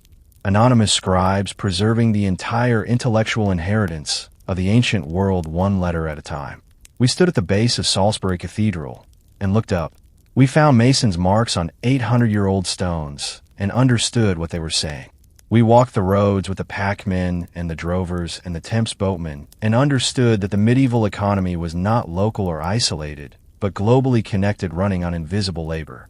We listened to John B. ask his question at Blackheath and watched a 14-year-old king ride toward a crowd of tens of thousands and felt the specific heartbreak of promises made and not kept. We sat with the children working in the fields at age 7 and tried to hold simultaneously the loss of childhood and the genuine competence that early responsibility sometimes produced. And we traced the long, slow thread of ideas from Thomas Aquinas and the common good through John B. and Piers Plowman and the 12 Articles forward toward a world that would eventually centuries later begin translating those ideas into institutions. That is 1,000 years of human life. 10 centuries of invisible hands holding up a civilization that rarely acknowledged they were there. Here's what I believe. Having spent a great deal of time with this material, the most important things in any civilization are almost never the things that get recorded. The recorded things, the battles, the coronations, the great intellectual achievements, the names of the famous and the powerful. Those things matter. I do not want to dismiss them, but they float on top of something much larger and much less visible. They are made possible by systems of daily labor and daily care and daily maintenance that require constant human attention and produce no headlines and leave very little in the archives. The medieval world is an extreme case of this. The gap between what was recorded and what was essential was wider there than in most eras we could choose. But it is not a unique case. It is a more visible version of a universal condition. And the people who did that invisible labor, who carried the loads, baked the bread, tended the sick, raised the walls, walked the roads, argued for their dignity in manor courts and royal audiences, and eventually in full-scale rebellions. They did not do those things because history would remember them. Most of them understood with considerable clarity that history would not remember them. They did those things because the things needed doing, because their families needed feeding, because the community needed sustaining. Because sometimes when the system crossed a line that could not be uncrossed, a person finds that they simply cannot continue to pretend that the line was not crossed. They did those things because that is what people do. Even invisible people, even people whose names are not recorded, even people who build cathedrals they will never see finished for a world that will not remember their names. That to me is not a sad story. It is an astonishing one. You've been with me for a long time tonight. Through 1,100 years of hidden labor, through famines and plagues and rebellions and slow, grinding institutional change, through the lives of people who had every reason to give up and mostly did not. I hope something from tonight stays with you. Maybe it is the Mason's marks, that impulse to claim your work, to say, I was here, even when the world is not looking. Maybe it is John B.'s question, still sharp after 650 years, still asking who exactly we think is superior to whom and on what possible basis. Maybe it is the image of Warren Percy, a community sustaining itself for 1,000 years, and what it means when something like that is simply ended. Or maybe it is just the number 90%.